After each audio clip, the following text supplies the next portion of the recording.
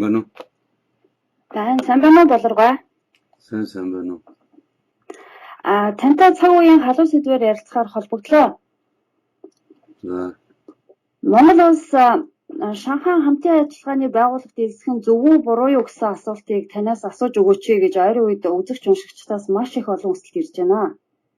Тэгээд энэ талаар ярилцахын өмнө эхлээд хоёулаа манай бүс нутгийн буюу хил залгаа улс орнуудын аюулгүй байдлыг сахин хамгаалах мөн харилцан ихтгэлцэл хамтын ажиллагааг бэхжүүлэн хөгжүүлэх зорилгоор байгуулагдсан энэ байгууллагыг манайхан болохоор буруу орчуулад Шанхай гэж нэрлсэн байгаа асуудлаас эхлэе гэж бодож байна. Хэрвээ ингэж нэрлэж байгаа логикоор нь харах юм бол энэ байгууллагыг Шанхай буюу хятадын байгууллага гэж одоо ойлгох тийм ойлголтыг төрүүлж байгаа. Энэ тэгээд Шанхай байгууллага муу юм уу? Ямар улсууд гишүүн вэ? Эдгээр улсуудыг ер нь юу нэгтгэж байгаа вэ? Үүрэг зорилго үүх түүхээс нь бидэнд эхлээд хэлж өгөхгүй юу Болоргой? Яг үнэн ер нь бол энэ байгууллагыг буруу орчуулаад яваад байгаа юм л да. Нэрийг нь ер нь манайхан бол маш олон зүйл дээр ингээд гадаад үг хэл томьёог бол орчуулах гэж тэрний гол үндсэн бол одоо чинь тэр мөн чанар гол санааг нь бол бүрхэгдүүлждэг ийм бол бас дахиад давтагдаж байна гэж би харж байгаа л да. Тийм учраас энэ бол ер нь тэр Шанхай хамтын ажиллагааны байгууллага биш, хамтын ажиллагааны Шанхай байгууллага багхгүй юу? Одоо манайхан тий, Шанхайд бол байгуулагдсан. Манайхан мэдж байгаа ш та бусад одоо орнууд нэг ялангуяа бол манай Монгол улс ч гэсэн бол өөр дээр Улаанбаатарт энэ олон улсын янз бүрийн хурал зөвлөгөөн гаргадаг. Тэгээд Улаанбаатарын тунхаглал энэ гэж гаргадаг. Тэр бол Монгол улсын тунхаглал биш гэсэн үг шүү дээ. Зүгээр тэр тунхаглалыг Монголд одоо зохион байгуулагдсан хурлын үеэр бол тэр хуралд орохсод бол нэгдэж гаргасан ийм бол одоо тунхаглал баримтчиг гэж ойлгодог. Гэсэн хэрнээ бол манай одоо энэ зарим нөхдүүдийн одоо ялангуяа бол олон нийтийн мэдээлэл сүлжээгээр ингээд сурталчилж байгаагаас харахад бол тэд нар Шанхай байгууллага энэ чинь бол ер нь цэвэр хятадын гэж ингэж бол ойлгох нь буруу. Ер нь Шанхай одоо хамтын ажиллагааны Шанхай байгууллага бол өөрөө олон улсын одоо байгууллага гэсэн ийм статустай байгууллага шүү дээ. Тэгээд энэ байгууллага нь ер нь тэгээд энэ байгууллагын одоо чинь үүсэж хөгжиж ирсэн одоо энэ түүхийг ингээд үздэм бол эн чинь бүр аль 90-ад оны ихэнх үеэс бол ялангуяа Оросын холбооны улс Хятад хоёрд бол одоо зарим нэгэн хэдийн одоо маргаантай асуудал байсныг бол энийг хэлэлцээрийн одоо замаар эв зүгээр бол шийдсэний дараа ер нь энэ бүс нутаг дээр бол одоо энэ бусад улсуудтай ч гэсэн одоо энэ бүгд найрамд Хятад ард улсын зүгээс бол одоо хил хязгаарын асуудлуудыг маргаантай байсан асуудлуудыг нэг бүр эцэслэн шийдвэрлээд тэгээд ер нь бүгдээрээ бол одоо нэгдэж одоо тодорхой үйл ажиллагаа явуулах хэрэгтэй юм байна гэсэн ойлголтод хүрсэн. Энэ бол 90 оны одоо эхнээс тэгээ ялангуяа бол 1996 онд бол одоо энэ хоёр байгууллага дээр нэмээд Казахстан, Киргиз, Хятад, Тажикстан гэсэн ийм улсууд бол нэгдээд ингээд Шанхай 5 гэдэг бол ийм нэртэй байгууллага болсон. Тухайн үед бол энэ Америкийн нэгдсэн улс тэргүүтээ энэ барууны орнууд ч гэсэн энд бол маш олон төрлийн бол дэмжлэг үзүүлж байсан. Тэгээд тэрийг яагаад тэд нар дэмжлэг үзүүлж байсан гэхдээ зэрэг чинь тэр нут тэд нар бол өөрийнхөө зорилгод энэ байгууллагыг ашиглаж болох юм байна гэж бол харж ирсэн байхгүй юу? Тэгээд хамгийн гол нь ер нь бол одоо хамтын ажиллагааны Шанхай байгуулагдсны гол бол шалтгаан үндсэн нь юунаас урган гарсан бэ гэвэл одоо бид бүхэн бол мэдж байгаа ялангуяа бол 2000 оноос хойш одоо энэ одоо зөвхөн одоо Евразийн энэ улс орнууд дотор бол одоо Америк барууны улсууд бол янз бүрийн одоо төрийн эргэлтүүд тэгээд өнгөт төвсгөл тэгээд дайн дажин бол байнга өдөрсөөр яваад ирснийг бол бид бүгдээрээ мэдж байгаа. Тийм учраас ер нь бол энэ Евразийн ард түмнүүдийн амьдрал ахуй тэгээд энэ хөгжил цэцэглэл хүмүүсийн амьдралын чанарыг бол дээшлүүлэх чинь хамгийн гол нь хамтын ажиллагаа хэрэгтэй байна гэдэг ийм дүгнэлтэнд хүрсэн байна. Хамтын ажиллагаагаар тэгээд хөгжил дүгнэлтийн хамгийн гол нөхцөл нь болохоор манай энэ бүс нутгийн бол аюулгүй байдал гол нь бол тэр тогтвортой байдал одоо нэгэнт бол тогтцсон байж байгаа. Энэ байдал нь тогтвортой ямар нэгэн улс хөрөнгүүд бол одоо олон улсын байгууллагын зүгээс тэр тухайн орны дотоод хэрэгтүүд хөндлөнгөөс оролцохгүй бах. Энэ бол зарчмуудыг тунхагласан Мөн бол одоо энэ бүс нутагт бол одоо чинь ялангуяа тэр Сир, Иран, Лив энэ төрийг бол бид нар харж байгаа. Энэ чинь бол Аз тивийн улсууд ээ бүгдээрээ. Тийм. Тэгээд энд бол одоо чинь тэр салган тусгаарлах тэр хит бол даврамтгай ийм шашны үзлийг бол сурталчил одоо янз бүрийн бол мөргөлдөөн тийм одоо тогтворгүй байдал үүсгэх мөн хамгийн гол нь одоо 2001 оны 1 онд нэг Афганистан Америк нэгдсэн улсад бол эзлэгснээс хойш чинь Афганистан чинь дэлхийн хэмжээний хамгийн том одоо хар тамхи үйлдвэрлэдэг, хар тамхи ургуулдаг, тарьдаг, ургуулдаг. Тэгээд тэрийг бол цааш нь одоо янз бүрийн Оросын холбооны ус мөн бүс нутгийн улсуудаас гадна бол Америкийн бол баруун Европын улсууд руу гаргадаг ийм бол улс болж хувирсан шүү дээ. Ийм бол олон шалтгааны үүднээс бол хамгийн гол нь нэгдүгürt бол энэ бүс нутгийн улс орнууд бол хамтарч аюулгүй байдлаа бол хангая гэсэн ийм бол зорилго бол тавиад байгуулагдсан. Тэгэхээр хамгийн гол нь бол энэ чинь 2001 онд бол нэг Шанхайд энэ байгууллагыг бол яг миний саяны хэлсэн энэ бол үзэл санаа энэ бүтцээр бол байгуулъя гэсэн санааг анх Шанхайд хуралдахдаа энэ одоо тухайн энэ одоо Шанхайд тавд орж ирсэн энэ байгууллагууд дэмжиж тэгээд энэ байгууллагыг одоо хамтын ажиллагааны Шанхай байгууллага гэж нэрлсэн ийм л төвхтэй байгууллага шүү дээ. Тэгээд ер нь бол тэгээ манайхан болохтой зэрэг бол нэг тийм их сонин одоо ямар нэгэн одоо имийг бол их одоо бие биенийхээ дагаж бол одоо тууширдаг энэ байдлаа бид нар харах хэрэгтэй юм байна. Ялангуяа бол одоо энэ улсуудын хараад одоо яриад байгаа юмнуудыг ингээд ажиглахтай зэрэг чинь эдгээр өрдөөсөө гол нь бол манай бүс нутгийн одоо аюулгүй байдалд бол одоо занал хийж байгаа Америк нэгдсэн улс мөн Европын одоо Америк нэгдсэн улс тэргүүдийн Европын улсуудын НАТО гэж бол эвслэн энэ үйл ажиллагаанд яг одоо чинь одоо юу гэдэг дэмжлэг энэ үйл ажиллагааг зөвтгөх энэ одоо ийм үүднээс асуулт хандаад байгаа хангалттай байна л да. Харин яг тийм байна. Ялангуяа одоо нийтлэлч Баабрын бичсэн яагаад одоо Шанхайдах энэ хамтын ажиллагааны байгууллагт гэмт эсгээр болчихоо энэ төр гэсэн ийм одоо хурлантай гарчигтай ийм нийтлэл бол олон хүнд ихээхэн төгсөн. Тэрнээс үүдэж одоо яг энэ гэмт гэдэг асуудал их яригдчих ирсэн байгаа. Ер нь бол. За тэгээд саяхан энэ бол тэгэхээр гэмт биш тийм ээ. Аль хэдийнээс одоо 90-ад оноос манай бүс нутаг бол өөрсдийнхөө аюулгүй байдлыг хангах зорилгоор энэ асуудал яригдсан. Манай улс 14 жил одоо ажиглагч гишүүнээр байсан. Одоо бол манай улсын өөрийн эрх ашигын хувьд бол бид нар энэ байгууллагт эсэх шаардлагатай болсон гэсэн энэ үндслийг та бол хэлж байна тийм ээ. За тэгэхээр бол тэгээд юм байгаа шүү дээ. Ер нь бол одоо чинь 2004 онд бол Монгол улс энэ Шанхай хамтын ажиллагааны энэ Шанхай байгууллагт ажиглагч гишүүнээр орсон. Энэ үеэс эхлүүлээд бол ялангуяа тэр үеэс хойш бол Монгол улсын ерөнхийлөгч байсан Цахиагийн Элбэгдэж гэдэг нөхөр. Тэгэхээр намайг байсан цагт бол Монгол улс Шанхай одоо энэ хамтын ажиллагааны Шанхай байгууллагад элсэхгүй гэсэн ийм хүртэл ярьцлага бол өгч ирснийг одоо чинь би олж харж лээсэн л та. Тэгэхээр тэр хүн бол зөвхөн өөрсдийнхөө хэсэг бүлэг одоо манай ардчлагчид нэртэй энэ либералууд бол ердөөсөө цэвэр улс орныхын эрхийг бол бодохгүй Америкийн эрхийг Америк одоо чинь энэ байгууллагыг ямар нэгэн одоо чинь НАТОгийн эсрэг Америкийн эсрэг байгууллага гэж үзэж байгаа учраас л тэд нар Монголд оруулахгүй гэж ингэж бол одоо чинь ийм одоо тодорхой зохион байгуулалттай ийм ажиллагааг бол ингээд хөшигний цаанаас явуулаад байгаа нь харамсалтай байна л да. Яг үнэ яг тийм ба. За тэгээд одоо энэ байгууллагт эсхэн зөв үү буруу юу гэсэн асуудлаар сайхан хилцүүлэх болж өнгөрсөн тийм мэдээ гарсан байна. За тэн дээр бол манай гадаад харилцааны сайдаар ажиллаж байсан Гомбсрон, Чойнхор, Мөнх оргил гэгчлэн хүмүүс бас бусад дипломатчид ер нь бол энэ байгууллагт эсэх нь 3 дахь хөршийн харилцаагүй болж эдийн засгийн хумих эрсдэлтэй гэж дүгнээд тэгээд бол цаашдаа төвийг сахих бодлогоо баримтлан ажиглагчийн статусаа өргөжлүүлэх зүйтэй гэсэн байр суурийг илэрхийлсэн гэж бичсэн байна л да. Тэгэхээр үүнтэй холбогдуулаад хэлэхэд 1994 онд Монгол Улсын гадаад бодлогын үзэл баримтлалд олон тулгуурт гадаад бодлого гэгчийг оруулж ирсэн. Тэгээд улмаар 2011 онд 3 дахь хөршийн бодлого гэгчийг нэмэлтээр оруулсан. Тэгээд тэрэндээ болохоор Америкийн нэгдсэн улсыг манай 3 дахь хөрш гэж заасан байгаа. Гэтэл хөрш гэдэг бол одоо айлс болгоо улс гүрнүүдийг хэлдэг. Тэгэхээр Америк манай хөрш муу юм уу? Манай улсын аюулгүй байдал, ард түмний аж амьдрал энэ одоо Америкийг дагалдсан энэ байр суурь бодлого үйл ажиллагаа хэрхэн нөлөөлж ирсэн талаар та сонсогчдод ярьж өгөхгүй юу? Ер нь бол одоо чинь 3 дахь хөрш өдр гэж тийм одоо бодлого өөр хаанч байдгүй байхгүй юу? Зүгээр ер нь Монголын одоо тусгаар тогтнолын одоо асуудал бол хүмүүс эмзэглэж байгаа. Тэрийг бол би ойлгож байна.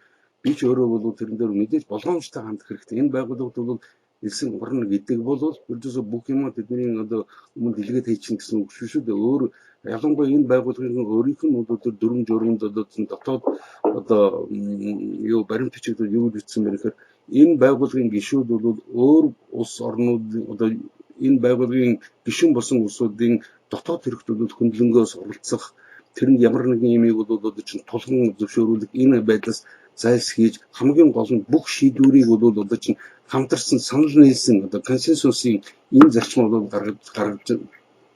гаргаж байна гэсэн ийм бол одоо тэр үйл санааг бол өөрийнхөө албан ёсны баримт бичигт тунхагласан байгаа шүү дээ. Бол ер нь бол одоо ингээд Монгол улс өнөөдрийн одоо ингээд байдлаар харахад бол Евразийн бус нутагт ердөөс ганцхан Монгол улс ганцаараа торгоод үлдсэн байж байгааг бид бүгдээрээ бол харж байгаа. Тэр газрын зургийг рүү олоод хардсан бол учраас бол одоо чинь ялангуяа тэр энэтэй холбогдуулаад тэгэхэд 3 дахь хөршийн одоо энэ асуудал гэдэг бол ердөөс Монголын одоо энэ ард зэгцэд барууны Америкийн нэгдсэн улс толгойлуулсан энэ бол барууны үндэстэн дамжсан корпорациудад бол бүх эдийн засгийн бол бүх одоо суур боловсрох үйлдвэрлэлүүдийн салбаруудыг бүгдийг устгасныг бол бид нар мэдж байгаа юм.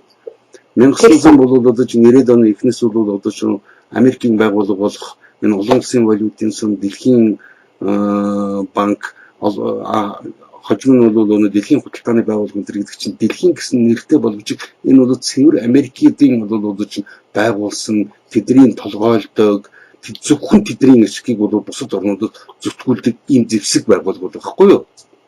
Тийм шүү дээ. Тэр бол одоо чинь энэ тухай огт ярьдаггүй байсан мөртлөө тэгээд тэр нь бол манай ард түмнүүдийн одоо чинь манай улсын эдийн засгийн үндсэнд алаад одоо ердөөс үндснээ манай чинь эдийн засаггүй болсон улс баг. Эдийн засгийн бодлого баримтлал гэж юм байхгүй болсон. Эдийн засаг нь өөрөө бол одоо чинь ямар хөрхийтэй байдалтай байж байгааг бол надаар хэлүүлдэг бүх улсууд бол мэдж ойлгож байгаа гэж би найдаж байна. Тэрээс гадна бол Монгол улсыг бол гүн гүнзгий бол одоо энэ өрийн намгт бол унагсан шүү дээ. Тэд нар бол энэ тухайтай ярьдгүй мөртлөө энийг бол одоо чинь хэн нэгэн хүн одоо чинь сарнаас нэг одоо чинь нэг улсч юм уу манайхыг унгаагүй байхгүй дээ энэ чинь. Энэ бол ердөөсөө бидний одоо бидний одоо чинь зарим одоо энэ либерал улсуудын бол мөргөөд байдаг. Америкийн нэгдсэн улс мөн Америкийн нэгдсэн улсын тэр бол одоо чинь бодлогыг тодорхойлж байгаа хэсэг бүлэгхэн санхүүгийн бүлэглэлийнх нь бид Монгол улсыг бол одоо 28 тэрбум долларын өрөнд бол унасан. 28 тэрбум долларын өр гэдэг бол Монгол улсын өнөөгийн одоо эдийн засгийн нөхцөл байдал одоо бусад одоо нөхцөл байдлыг ингээд холбогдуулан аваад үздэг юм бол энийг бид нар хязгаарч төлөх боломжгүй байхгүй боломжгүй. Тийм ч учраас би бол хэлээд байгаас хязгаарч төлөх ойлгомжтой байгаа учраас энэ одоо өөрийнхөө тэр хүүгийн үйлчлэх нэрийн дээр одоо чинь ард түмнийхэн амьдралаас бол булаан авсан энэ одоо чинь төсвийн хөрөнгүүд бол ард түмэн зориулагдах ёстой байдал тэрийг зөвхөн тэр гадаад өрийн үндсэн өрөнд нь биш зөвхөн тэр гадаад өрийн одоо үйлчлэн гэдэг нь зөвхөн хүүгийн төлхийг яриад байгаа байхгүй дээ. Тийм учраас бид нар бол одоо чинь одоо энэ өрийн асуудал дээр бол бид нар техникийн дефолт гэдэг юм зарлал гэдэг байгаа шүү дээ. Нэгдүгээр техникийн дефолт гэдэг чинь юу гэсэн үг вэ гэхдээ зэрэг бид нар энэ өрийг бол цааш нь үйлчилж чадхаа боллоо манай эдийн засгийн боломж хүрхгүй нэ гэдгийг зарлах. Энэ цагаас эхлүүлээд бол бид нар энэ өрийнх нь асуудлыг өөр өнцгөөс авч үзэх хэрэгтэй. Тэр нь бол одоо чинь хэд хэдэн бол арга замууд чинь ер нь бол манай Монгол улс бол одоо чинь 90-ад оноос өмнө бол 6-аас 7 тэрбум долларын бол одоо өнөөдрийн зүгээр доллараар хэмжээд үзэхэд тийм долларын одоо бүтээгдэхүүн үйлдвэрлэдэг ийм эдийн засгтай байсан улс шүү дээ. Тэднийг бол одоо чинь Америкийн одоо байгууллага олон улсын валютын сан дэлхийн одоо энэ банк гэсэн ийм баг өмссөн цэвэр Америкийн байгууллагууд манад орж ирээд манай одоо энэ эрх баригчдаар эрх баригчдын гараар эднэрт бол тулгын Монголын ард түмэнд цаад учрах одоо чинь алсын тэр бол хор уршиг нөлөөллийг нь бол тайлбарлан таниулж өгөөж бүтцийн өөрчлөлт гэдэг нэг тийм хотлоо нэрийн дор бол бүх юмыг эвдэн сүйтгэж бүх юмыг самарсныг бол бүгдээрээ хэлж байгаа. Энэ асуудлыг ч гэсэн бид эргүүлэн тавих хэрэгтэй байхгүй биднэрт. Танахны бол 90 оноос Монгол улсад бол одоо чинь шат тараатай явуулж ирсэн тэр Вашингтоны зөвшөл гэж яриад байгаа. Тэр одоо чинь 10 зарчим бол манай бүр 100% бүр 200% хэрэгжсэн байхгүй тэр нь. Ахалцгүй бол манай иргэд юм мэдэхгүй учраас зүгээр л хараад байсан. Зөвхөн одоо чинь нэг одоо тийм тулах тойрсон асуудлаа яриад байсан болохоос үнэхээр Монгол улсын одоо чинь тусгаар тогтнол гэж ярьдаг юм бол Монгол улс эдийн засаггүй болчоод эдийн засгийн бодлогогүй болчоод 28 жил болж байгаа байхгүй юу? Тийм биш. Одоо төрийн албаа авчдаа цалин тавих тэр зөвшөөрлийг өгөөч гэж олон улсын боловсрол сангаас сая хүсэж шүү дээ өөрсдөө. Манай төр засаг ийм байдалтай байгаа байхгүй юу? Тэд нар чинь одоо яг ил гараад ирж байгаа байхгүй юу? Эдгээр бол урд нь бол одоо чинь манай одоо чинь эдийн засгийн одоо өсөлтийг бодоход Дэлхийн банк, олон улсын валютын сан прогноз хийж гэнэ гэдэг. Тэд нар зөвхөн тийм тийм хэмжээнд өсөхийг тэд нар зөвшөөрч гэнэ гэсэн үг байхгүй да. Мөн манай улсын одоо чинь эдийн засгийн одоо чинь төлөв байдлуудыг тэд нар дүгнэдэг, тэд нар бол дүн тавьдаг ийм болцсон байгаа байхгүй. Тэднийг чинь зөвхөн бол зөвлөгөө өгөхтэй зэрэг чинь манайхан тэр зөвлөгөөг авсан ч аваагүй ч болно гэж ойлгож байж тэгж бол ойлгож болохгүй байхгүй. Биднэрт бол тэгж ойлгуулад байгаа болохоос биш яг одоо чинь энэ одоо Монгол улсыг удирдах яваа одоо ерөнхий сайд улсын хурлын даргын хэмжээнд бол энэ бол ерөөсөө цэвэр бол одоо чинь зарлах тушаал байхгүй юу. Тийм учраас бол одоо эдгээр чинь хамгийн гол нь хувь хүн одоо нөгөө 90 оноос чинь хойш бол одоо тунхаглаж ирсэн нөгөө хувь хувийн бодцоо хувь хүмүүс баяжцгаа гэдэг энэ лозунгийн дор бол үндсэндээ бол Монгол улсын одоо чинь Монголын ард түмний хувьцааг аль хэдийн тэднэрт өгчөөд байгаагаар бид нар ойлгох хэрэгтэй. Ийм учраас бол зүгээр би өөрөө судлаачийн одоо тэр байр сууриас бол хэлэхэд хамтын ажиллагааны Шанхай байгууллагад ирсэн гэдэг бол Монгол улс бол энэ одоо чинь Монгол улсын бүх эдийн засгийг нэгдүгээр нураан эрдсэн. Хоёрдугаар Монгол улсыг бол гүн гүнзгий өрнөд хийсэн. Гуравдугаар манай иргэдийн бол 90% бол тэр янз бүрийн бол одоо чинь зээлийн одоо чинь намагт унагсан. Иннээс чөлөөлөгдөх би ихний алхам гэж харж байгаа байхгүй юу? Яагаад гэдэг нь бид нар бол зөвхөн ярьж штэ. Ер нь бол 3 40 хөрш гэдэг чинь бол тэднэрт хамгийн гол нь манай нэрх хүрэгчид одоо энэ бол энэ дэглэмийн үед бол одоо янз бүрийн одоо энэ албан тушаал батсан улсууд нөгөө тул таалагдах гэдэг байгаа байхгүй юу? Америкчуудад, Англичуудад, Баруун Европын таалагдах гэдэг байгаа байхгүй юу? Гол нь тэднэрт бол одоо тэдний байр суурийг бол хамгаалаад байгаа. Зөвхөн тэднийг ил хэлж чадахгүй тэгээд тэд нар чинь нөгөө тусгаар тогтнолын асуудлыг ингээд яриад байгаа хэдий ч тэд нар бол аль хэдийн Монгол улсын тусгаар тогтнолыг 92 оноос хойш бол ялангуяа 90 оноос эхэлсэн мөн 92 оноос тэр нөгөө Монгол улсын эдийн засаг одоо нийгэм улс төр бусад бол тусгаар тогтнолыг тэдэд худалдсанаа бүрэн бол одоо чинь баримт бичигжүүлээд ингээд баталгаажуулаад авсан байгааг бид нар ойлгох хэрэгтэй байхгүй. Яг үнэ. Тэгээд үүнтэй холбоотой хэлэхэд бол та 1990 оны арслан хүслийг бол төрийн хэрэглэл байсан гэж өмнөх олон ярилцлагуудад хэлжсэн. Тэгэхээр энэ гаднаас зохион байгуулж манай гинэн залуусыг ашиглаад тэгээ мөн улс төрийн төвчөдөө хувилдсан энэ үйл явдлын дараа баталж авсан тэр үндсэн хууль үндэсний аюулгүй байдлын үзэл баримтлал гадаад бодлогын үзэл баримтлалыг анхааралтай хэрвээ уншаад цаад мөн чанар санаа зорилгыг нь сайтар хэрвээ ойлгохыг хичээх юм бол энэ бүхэн нь ерөөсөө Монголын ард түмний нийтлэг язгуур эрх ашигыг хамгаалахад чиглээгүй улсын аюулгүй байдлыг бүр одоо аюулд оруулсан утга агуулгын хувьд ямар ч одоо логикгүй ийм хоорондоо зөрчилтэй байдаг. Манай үндэсний аюулгүй байдлын үзэл баримтлалыг аваад үзье л да. Үндсэн хуулиар ингэж хэлсэн байна. Үндсэн хуулиар баттгсан төр нийгэм эдийн засгийн тогтолцоо баталгаажсан байдлыг нийгэм төрийн аюулгүй байгууллагын аюулгүй байдал гэж нэрлэнэ гэж заасан байна. Тэгвэл энэ чинь болохоор нөгөө төрийн эргэлтээр одоо юу тогтоож авсан энэ үндсэн хуулиараа колонийн захиргаагаа одоо энэ улс төрийн хямрал ялцарлаа эдийн засгийн алуурын энэ дэглэмээ ард түмний баялагийг дээрэмдэж байгаа энэ олигархуудын эрх ашигыг хамгаалж байгаа энэ тогтолцоогоо Монголд хуулиар нь баталгаажуулаад хамгаалаад бэхжүүлж байгаагаар Монголын үндэсний аюулгүй байдал гэж нэрлэдэг байгаа болж таарч байна. Тийм үстэй. Энд чинь бол эсрэгээр ноцтой аюултай байдал биш үү болоргой.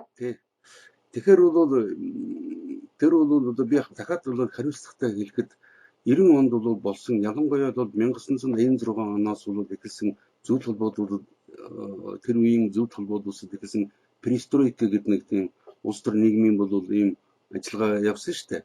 Тэр өөрсөн байгуулсан байсан. Тэр үеийн бол одоо чинь тэр Михаил Горбачев одоо тэр Швардназе тэгэл одоо тэр Яковлев тэр гэсэн нэр бүхий бол тэр коммунист намын одоо толгойд бол барууны ялангуяа барууны тагнуудын тусгай албаны дэмжлэгээр гарч ирсэн улсууд юм байна л шүү дээ. Тэрийг судлаад үзэхэд. Тийм байлээ. Тийм байлээ. Тэдний бол одоо чинь гараар одоо улс орноо нэвдэн нураах гэж байгаа. Энэ ерөн социалист системээс бол татгалзах гэж байгаагаа зүгээр энийг бол өөрчлөн байгуулах манайх юм өөрснөө тэд нар бол удирдах чадахгүй улсын эдийн засаг санхүүг бол одоо чинь ийм мухардлын байдалд аваач хийчээд тэгээд бол энийг засах гэж байгаа гэдгийг нэрийн дор бол одоо энэ социалист одоо энэ баримжаатай социалист энэ блокийн улсуудыг задлана гэдэг юу вэ? Энэ чинь бол үнэн хэрэг дээр барууны бол одоо үндсэн дамжсан корпорациудын тэр одоо чинь тэр аман зулуу шууд хайж өгч байгаа гэсэн үг байхгүй юу?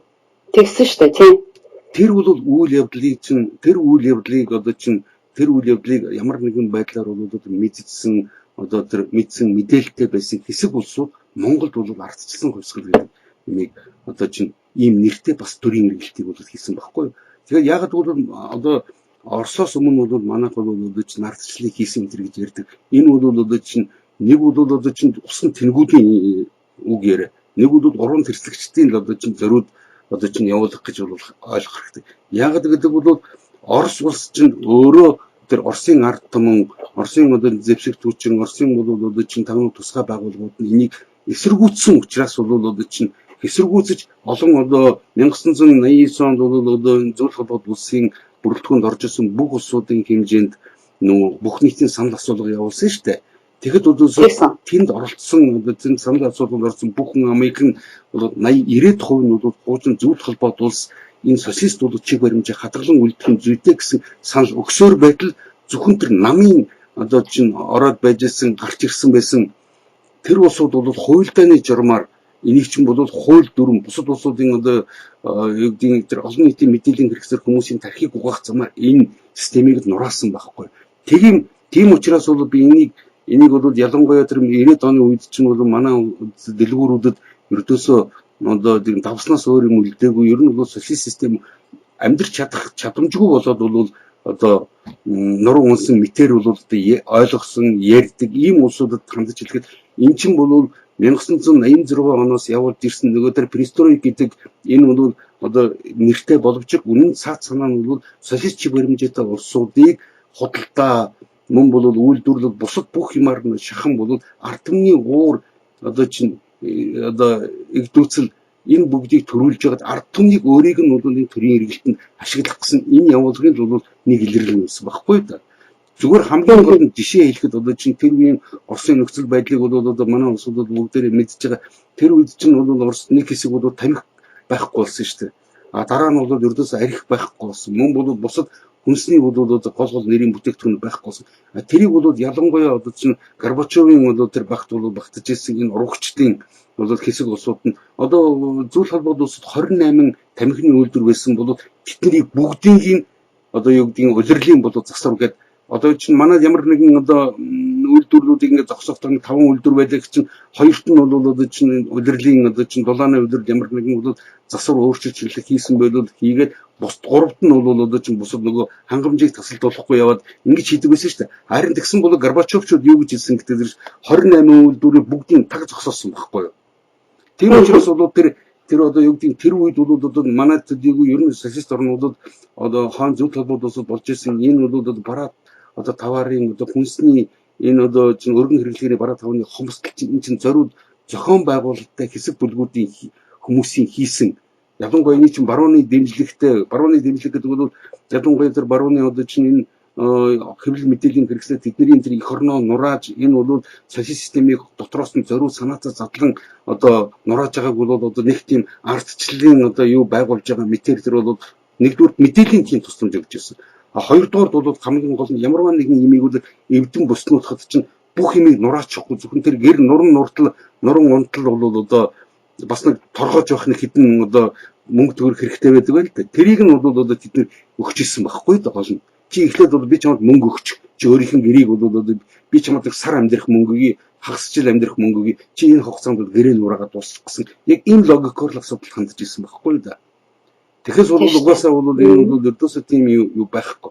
Тэгээд бол чиний саяны бол асуултанд ингээд хэлэхэд тэгээд тэд нар бол хамгийн гол нь манай энэ 3 дахь хөрш гэдэг энэ бодлогыг бол яг ийм төрийн эргэлтээр бол гарч ирсэн улсуудад тэр нөгөө өөрийнх нь өнөөдөр далд эзэд байгаа тэр төрийн эргэлтийн гол үзэл санааг бол одоо чинь хүйтэн дайн гэдэг нэрээр одоо чинь 50 хэдэн жил бол явуулж ирсэн.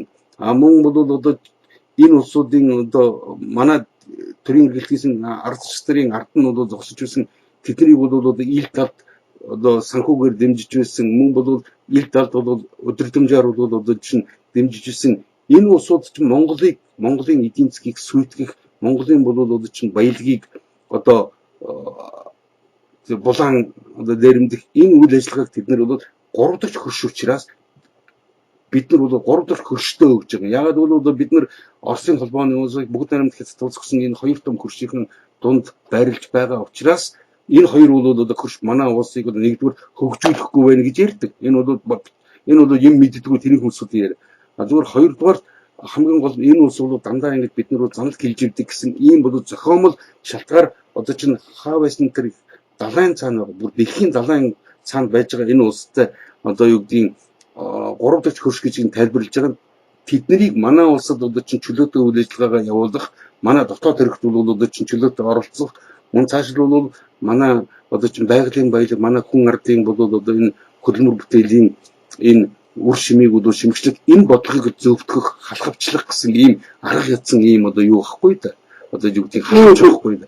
Тэгэхээс бол одоо чинь Америкийн нэгдсэн улс бол одоо юу гэдгийг хэрвээ тийм одоо юу гэдэг хөршийн үнэхээр бол тийм харьцаатай байсансан бол Америкийн нэгдсэн улс өөрийнхөө одоо юу гэдгийг ямар нэгэн хууль, конгрессийн тогтоол энэ төрд бол Монгол улсыг галбын ёсоор бол 3 дахь хөршөө гэж одоо чинь хүлээн зөвшөөрөөд Монгол улстай бол шал өөр бодлого явуулах ёстой байсан байхгүй да. Гэж харамсалтай тийм бичиг нэгч байхгүй гэдгийг би хариуцлагатай хэлэх юм.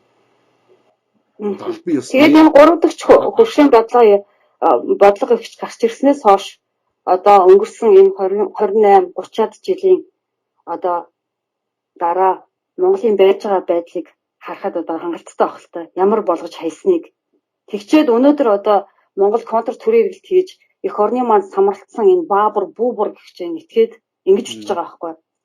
Одоо хамтын ажиллагааны Шанхай дахь байгууллагын хүрээнд олон улсын гэрээний жагсаалт гээд 51 гэрээ байгаа. Энэ бол гишүүн орнуудын хүлээх хариуцлага үүрэг. Эдгээр гэрээний үүргийг хүлээн зөвшөөрч буй бол одоо хүчин төгөлдөр байгаа үндсэн хуулиндаа нэлээд засвар оруулах ёстой болж байгаа харагдаж байна лээ. Хүлээн зөвшөөрсөн олон улсын гэрээ дотоодын хуулиас дээгүүр үйлчлэлтэй байдгийг их биш гадарлах болов уу гэхлэн бичиж байгаа юм. Тэгвэл бид нар өнөөдөр барууны цөөнхөд ашигтай Монгол улсад ашиггүй улс орноо өрөнд оруулсан, ядууруулсан, тамтагтан тулгсан энэ олон хичнээн олон гэрээ элцэд барууны гэрээ элцэд нэгдсэн байгаа яагаад ярихгүй байгаа юм баабар. Яг үнэ. Тэгээд энэгээр энэ колони системийг хуульчлан хамгаалсан явдлыг нь аль болохоор удаан үргэлжлүүлэх монголчуудыг хорлож, айлгаж, сүрдүүлж, айдас давтуулах юм оролдлого хийж байгаа гэж би харж байгаа. Тэгээ ялангуяа бүр ингэж чиж байгаа маш хорлонтой. Яагаад гинт Шанхай хамтын ажиллагааны байгууллагт эсэх болов гэдэг нийтлэл байна л да. Тэрэн дээр ингэж байгаа. Тэрний одоо нэрлэж байгаагаар бол энэ Шанхай хамтын ажиллагааны байгууллагт эсэх гинтийн санаачлага гэж байгаа. Гинтийн санаачлага нь Монголын засгийн газрын тэргүүн хятадд айлчилсан явдлаас үүдэлтэй гинэ. Тэр нь юу гэхээр 1 тэрбум долларын хөнгөлөлттэй зээлийн сураг ийм алхам хийх түлхсэн гэж утсан байгаа юм. Та энэ дээр одоо сэтгэлээ хэлээч. Гэхдээ ер нь бол энэ асуудал чинь бол олон жилийн турш бол ер нь бол энэ одоо хамтын ажиллагааны Шанхай байгууллагын урд хуралдаанууд нь одоо чинь Кыргызстаны одоо Бишкек те Тажикстан ингээд одоо энэ гишүүн байгууллагуудаар ингээд бол ээлжлээд хийгээд явдаг ч те. Тэгээд 2001 оны удаад хуралдаанд бол Хятадын Шанхай хотод бол болсон. Тэр үед бол одоо чинь энийг Шанхай байгууллага хамтын ажиллагааны Шанхай байгууллагаас нэрлэх энэ чинь шинэ статустай болчихж байгаа хгүй. Тэр байгууллага шинэ хэлбэр, шинэ бүтцэнд ингээд орчиж байгаа. Албан ёсны болгож байна шүү дээ. Тэр хуучин Шанхай төлөвлөсөн байгууллагыг нэгдүгээр тийм байна. Хоёрдугаар бол ер нь 90 оноос хойш манай бүх хуулийн дээр зөвхөн бол үндсэн хууль гэдэг үндсэн хуулийн дээр тэртээ байж байгаа. Монгол улсын бол одоо энэ одоо хууль дүрм нь одоо чинь хэрвээ олон улсын бол нийтээр хүлээн зөвшөөрсөн энэ бол одоо чинь хууль дүрмэнд хэрвээ нийцэхгүй бол олон улсын хууль дүрмийг дагнаа гэсэн ийм бол заалтууд яваад байгаа. Энэ бол маш буруу заалт байхгүй юу?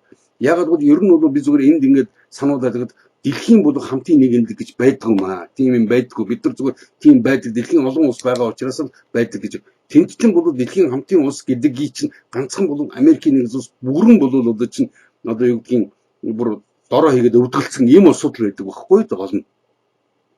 Тийм учраас бол одоо чинь Тийм учраас хэрвээ олон улсын гинтэр гэж байгаа бол тэрний цааталтын хаалтан дотор энэ чинь Америкийн бодлого гэж одоо чинь англосаксын бодлого гэж бид нар ойлгох ёстой байхгүй яг бодит байдал нь ийм л байгаа.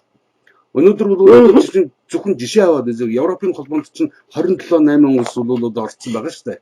Тэр Европын улсыг бол бас Европын ард түмнүүдийг бол дотор зэрэг чинь та нарын амьдрал одоо сайжрна бол одоо чинь одоо юу гэдэг маш одоо олон янзын сайхан амлалт хийж байгаа тэр улсуудыг үндсэндээ 28 улсыг бүгдийг одоо тусгаар тогтноос нь татгалзуулаад төв банкнаас нь татгалзуулаад хил хязгаараас нь татгалзуулаад тэгээд бол тэрий чинь Европын холбоо гэж бол ийм холбоо байгуулсан байгаа шүү дээ тийм үү.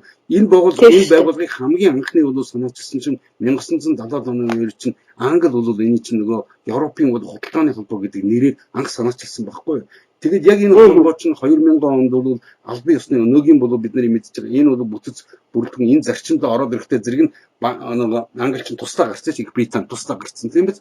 Бид нар бол энэ нөгөө санаачлаад яваад ирсэн энэ байгууллагыг олон төвшөнд бол олон жилийн туршид бол энийг янз бүрийн одоо байдлаар одоо хувилдаан одоо чинь манайхан лоббиг бол одоо цэвэр нэрээр нь нэрлэдэг. Энэ чинь цэвэр хувилдаан багхгүй. Энэ чинь цэвэр бол одоо чинь одоо юу гэдгийг хэл хахуулыг одоо чинь хэл хахуулаар дамжуулан бол хувилдаан зохион байгуулах энэ хэлбэрийг зүгээр лобби гэж нэртэй болчихтой зэрэг энэ нэг мөн чанар нь өөр болчихж байгаа шиг манайхан эндүрдэг тийм огт биш байхгүй. Энэ учраас чинь дахин энэ дээр чинь манад маш олон асуудлуудыг өөр нэрээр хийгээд байгаа учраас манай энэ бол иргэд толгой нэрэгдсэн одоо мэдэхгүй байгаа байхгүй. Тийм учраас чинь энийг бол ямарваа нэгэн юмыг хизээ бол одоо чинь зас болох юмыг яг нэрээр нь нэрлэж сурах хэрэгтэй байхгүй бид нар. Яг жинхэнэ тэрний нэрээр нь өөрийнх нь яг жинхэнэ тэр явуулж байгаа тэр үйл ажиллагаа тэр бодлого үйл ажиллагааных нь мөн чанарт нийцсэн тэр жинхэнэ нэрээр нь нэрлэж сурах хэрэгтэй юм байна. Тэгээд бол энэ чинь ингэж явсаар байтал бол ингэж яваад Монгол улсууд бол маш олон бол одоо жишээ нь Монголын ард түмэн байтугай бол одоо энэ их хэрэгчид өөрснөө сайн мэдэхгүй Монголын олон улсын байгууллагууд Монгол улс илссэн шүү дээ. Тэгэхэд ийм бол одоо жишээ нь одоо янз бүрийн ийм одоо шууган гаргадаггүй байсан мөртлөө Монгол улсын бол яг эрх ашигт Монголын ард түмний эрх ашигт нийцэх ийм бол байгууллагад илсгэхээр л бол одоо эдгээр одоо ингээд энэ тэнд бол дуугаа аваад ингээд бол хашгиралдаад ингээд байна гэдэг чинь бол эдгээр үндсэндээ Монголын төлөө гэсэн бүх нэг эсрэг байна гэсэн үг байхгүй юу эдгээр чинь Монголын төлөө байдгийн бүх нэг эсрэг харин Америк Английн бол одоо чинь төлөө байдгийн бүх нэг тэднийхэн төлөө байдаг ийм улсуудыг л одоо чинь одоо арт социал либералууд гэдэг чинь яг энэ байхгүй ийм юмнуудыг тэрийг бол барууныг бол одоо чинь тэр Ливийн ард түмэн, Сирийн ард түмэн, одоо чинь Иракийн ард түмэн, Афганистаны ард түмнийг бөмбөгдөж яхад тэдний хувьд бол зүв байхгүй энэ одоо барууныг шүтдэг улсуудад тех ёстой гэж бод. Тэгэхээр тэд нар ганцхан одоо чинь тэд нар хүсэж байгаа юм болохтой зэрэг чинь бол тийшээ одоо чинь хэрэгтэй үедээ бол доншилсаар тэнэ явчихдаг. Эсвэл бол одоо чинь юу гэдгийг одоо юу гэдгийг Монголоос бол гаргасан хулгайлсан бол мөнгөөрөө тэнд очиж бол одоо чинь байр үл хөдлөх хөрөнгө эхнэр хүүхдээ авчиж суулгадаг. Ийм л бол байдлыг гол нь тэдний эрхэмлээд байгаа байхгүй юу. Гэвч тэдэрт бол зүгээр ингэж хандаж хэлэхэд тэдэрт одоо жишээ нь баруунд бол Америкийн нэгдсэн улс баруунд бол худалдаж авсан бүх үйл хөдлөх хөрөнгө чинь тэнд бол аваачиж бол одоо чинь суулгасан одоо чинь эхнэр хүүхдүүд бүгд тэдний барьцаанд байдаг байхгүй юу ойлгож байна. Бүгд барьцаан байхгүй юу энэ чинь. Энийг бол өөртөө дэлхийн түвшинд олон бол дандаа энэ эзэрхэх төрөмгийн гүрнүүд бол яг ингэж хийлэгдэг байсан. Ямар нэгэн бол улстай бол одоо чинь ойрт ялангуяа тэдний одоо чинь ард түмэнтэй ярихаас энэ нөгөө ард түмэнтэй ярь тохиролцохыг хизээч тэд хүсдэггүй зөвхөн бол тэр ард түмнийг толгойлж байгаа тэр хэсэг бүлэг улсуудтай тохиролцоод тэднийг бол одоо тэдний одоо тэр хулгайлсан ард түмнээс хулгайлсан мөнгийг өөртөө бол оруулдаг өөрийнх нь эдийн засгт бол эргүүлдэг одоо бид нар бол офшороор бол бүгд ойлгож байгаа хэрэг гэж бодож байна тийм үү. Хоёрдугаар бол тэнд одоо чинь эхнэр хүүхдийг нь аваад хүүхдийг нь сургал энэ гэдэг чинь тэд нар бол үндсэндээ барьцаанд байгаа байхгүй бид нар. Тийм учраас эдгээр бол одоо энэ тэр сүүлийн үед бол ялангуяа тэр сонин сэтгүүлүүд тэр юм тэр яриад байгаа одоо манай улсын хурлын гишүүд энэ чинь та нар тэрийг зүгээр ингээд үзэхэд бол тэдний бүх урд нь хийж ирсэн энэ үйл ажиллагаанууд чинь бол зөвхөн ганцхан тэдний иршигт одоо үйлчилдэг ийм бол одоо хүмүүсийн бүлэгэл байгаа шүү гэдгийг л бид сайн ойлгох хэрэгтэй. Тийм учраас бол бид ингээд дүгнээд хэлэхэд тэр бол тэр бүүбэргэд нөхрийн болоод бичиж байгаа тэр чинь ердөөсөө Монголын түүхийн одоо тал талаар бичсэн энэ номнуудаас нэгч үнэн юм байхгүй гэдгийг би олон удаа хэлээд байгаа байхгүй. Нэгч үнэнд нийцэх юм байхгүй. Зөвхөн тэнд болсон үйл явдлыг нь ашиглаад өөрийнхөө амаар өөрийнх нь бол одоо жишээ нь юу гэдгийг тэр зохион одоо ургуулсан зохион бичих хүмүүсийг айлгах эсвэл бол тэгээ тэрэн дээр нэг тийм одоо сенсацтай бол баримт дэлгэж байгаа мэтэр энэ бол дандаа тэрийг бол тэр англосакс бол одоо ялангуяа Америк одоо жишээ нь тэр одоо англи тэ тэгээд бол Израилийн одоо яг энэ байр сууриас юм ханддаг байхгүй гол нь энэ байр сууриас тэдний бол харж байгаа өнцгөр имийг дандаа бичдэг байхгүй. Тийм учраас чинь эдгээр бол эх орноос урвсан улсууд гэдгийг бид нар ойлгох хэрэгтэй байна. Тийм шүү дээ. Энэ урагчдын хар агаар өнөөдөр Монгол бас ямар байдалтай байна. Тэгээ одоо юуг хамгаалах гээд юу гэж ингэж бичээд байгаа. Одоо жишээлбэл энэ барууны колони захиргааг одоо Монголд цээжээр хамгаалдаг энэ Баярхүү гээд олон улсын харьцааны багш байсан. Надад ч хичээл орж байсан энэ нөхөр одоо профессор болсон. Ингээд бичээд байгаа юм. Шанхай хамтын ажиллагааны байгууллагт жинхэнэсэн тохиолдолд хоёр хөршөөсөө бүр их хамааралтай барьцаанд орох магадлал нэн өндөр. Ер нь Шанхай хамтын ажиллагааны байгууллагын төсөвт жил бүр олон зуун мянган Америк долларын татвар манай засгийн газар төлөхийг жирийн монголчууд ойлгон хүлээж авах нь юу л бол гихчлэн бичсэн байгаа юм. Энэ нөхөр тэгээд монголчууд бүх юмаа айл уушраа алдсан байгаад эдний хийсэн балгаар Монгол улс ямар ч тусгаар тогтнол баталгаагүй аюулгүй байдлын баталгаагүй болсныг өшөө бид нар юу төлж байгаа зөвхөн өөрийн одоо хүүг үйлчлэх хэмжээний тийм одоо өргөдөлтөй байдалд орсныгаа яагаад ярихгүй байгаа вэ гэдэг асуудал байна л да. Та энэ дээр дахиад одоо хэлэхгүй. Зөвхөн Шанхай хамтын ажиллагааны байгууллагын төсөвт бид нар мөнгө оруулна гэдгийг цохож яриад байгаа болохоос ш мөнгө төлнө гэдгийг яриад байгаа болохоос ш бид нар өшөө юу алдаад байгаа юу алдсан цаашдаа ч юу алдахыг ерөөсөө ярихгүй ш бид нар. Яг үнэ. Тэгэхээр мэдээж яг чиний саяны хэлдэгтэй бол би 100% санал нэг байна. Ер нь Монгол улсын одоо яг эднэрийн бол одоо тавьсан энэ улсуудын бол зүтгүүлж ирсэн энэ бол одоо бодлого юу хэ эднэрийн одоо чинь гараар бол тэдний ардан зогсож байгаа Америк одоо чинь Англи одоо энэ барууны энэ одоо эзэрхэг энэ гүрнүүдийн одоо Монголд явуулж ирсэн энэ бодлогыг яг эднэрийн гараар дамжиж хийгдсэн байхгүй. Эднэрийн гараар бол Монгол улсын эдийн засгийг бол тэр бүтцийн өөрчлөлтөд нэрийн дор бол үнэн хэрэг дээрээ бол ердөөсө буснуулаад тэгээ талан хулгайлсан шүү дээ. Хулгайлж дуусгасан. Хоёрдугаард бол эдгээр бол одоо чинь яг Монгол улсын одоо чинь эдийн засгийн бодлого гэж юм байхгүй. Зөвхөн эднэрийн мөнгө явуулж ирсэн нэг неолиберал төр бодлого гэдэг чинь бол Монгол улсыг өнөөгийн энэ байдал зөвхөн бол эдийн засаг төдийг улс төр нийгэм тийм үү бүх бол гадаад худалдааны бүх энийг бол одоо чинь өнөөгийн энэ одоо чинь тамтаггүй байдалд оруулсан гол эцэст нь эдгээр чинь өөрснөө байхгүй. Эдгээр байхгүй. Үзэл сурталчилт нь хамгийн гол нь тэгээд Монголын боловсролын салбарыг ийм урагчид эзэлж авчаад олон улсын харилцааны салбарын ажилтнуудыг хагас хүн сөрөг болгож ингэж бэлтгэж гаргаж байгаа нь маш аимшигтай асуудал байгаа байхгүй юу? Ер нь бол тэгэхээр энэ дээр бас нэг юмыг болгох хэрэгтэй. Англи одоо чинь ялангуяа Америкийн нэгдсэн улс гэдэг чинь бол Англиас бол одоо чинь одоо юун дээр бол 18 дугаар зууны бол ихэнх үед чинь тэр одоо Америк гэдэг бол одоо чинь бид нэрлэлсэн байж байгаа. Энэ бол хойд Америкийн энэ өргөн үүдэн нутгийг бол тэднийг эзэлж яваа. Тэнтхийн байсан бол одоо чинь бид нартай одоо монголчууд бид нартай бол өвөг дээдс нэгтэй индианчуудыг бол ердөөсө угсаатны цэвэрлэгээ хийж устгасан байгаа шүү дээ бид нар. Тийм шүү дээ. Тэгээд тэр уудам газар тэр их баялагийг нь бол өөрснөө эзэлж авсны дараа бол тэнд Америкийн нэгдсэн улс гэж байгуул. Одоо чинь цэвэр зохиомл улс байхгүй энэ бол. Цэргийн машин улс шүү дээ. Цэргийн машин. Босод бүх улс үндэснийг дарангуйж айлгах зорилготой. Зохиомл улс гэдгийг бид нар ойлгох хэрэгтэй. Тэгэд тэр зохиомл улс бол одоо чинь 1776 оноос одоо 2018 оны одоо хүртэл бол одоо 240 гаруй жилийн дотор бол 221 удаа бол гадаад бусад улс орн руу дандаа чинь дайн цэргийн төрөмгийлэл үлдсэн баг шүү дээ. Энийг бол Америкийн одоо эрдэмтэн сулаач Уильям Блум гэдэг хүн бол жил бүхэн Америкийн бол гадаад бодлогын энэ бол одоо хийжсэн энэ гин төргүүдийг баримтжуулж гаргадаг юм ном байдаг. Надад бол одоо 2 жилийнх нь ном байж байна. Жишээ нь тэр хүний бол бичиж байгаагаар Америкийн одоо чи 1776 оноос хойш Америкийн нутаг дэвсгэр гадны ямар ч бол улс нэгдүгээр занал хийж байгаагүй. Хоёрдугаар тэр байтугай бол Америкийн нутаг дэвсгэр гадны нэгч цэргийн бол одоо хөл тавьж байгаагүй. Ийм байсаар байтал Америкийн бол одоо чинь явуулж байгаа. Эний чи ард нь бол нөгөө Англи байгаа гэдгийг бид маш сайн ойлгох хэрэгтэй байхгүй. Энэ Англи улс чинь болох чинь дэлхийн одоо чинь бусад улсуудыг тэр Аз одоо зүүн өмнөд Аз, Африк, энэ Латин Америкийн улсуудыг чинь 400-500 жил бол одоо чинь ялангуяа боолчлоод, колончлоод сурцсан бүр тэр чинь бүр одоо чинь энэ бодлого явуулдаг гэдэг нь бол тийм одоо юу гэдэг нь бодлого бүр явуулаад тэрэндээ бүр гаршсан юм бүрэн багхгүй юу.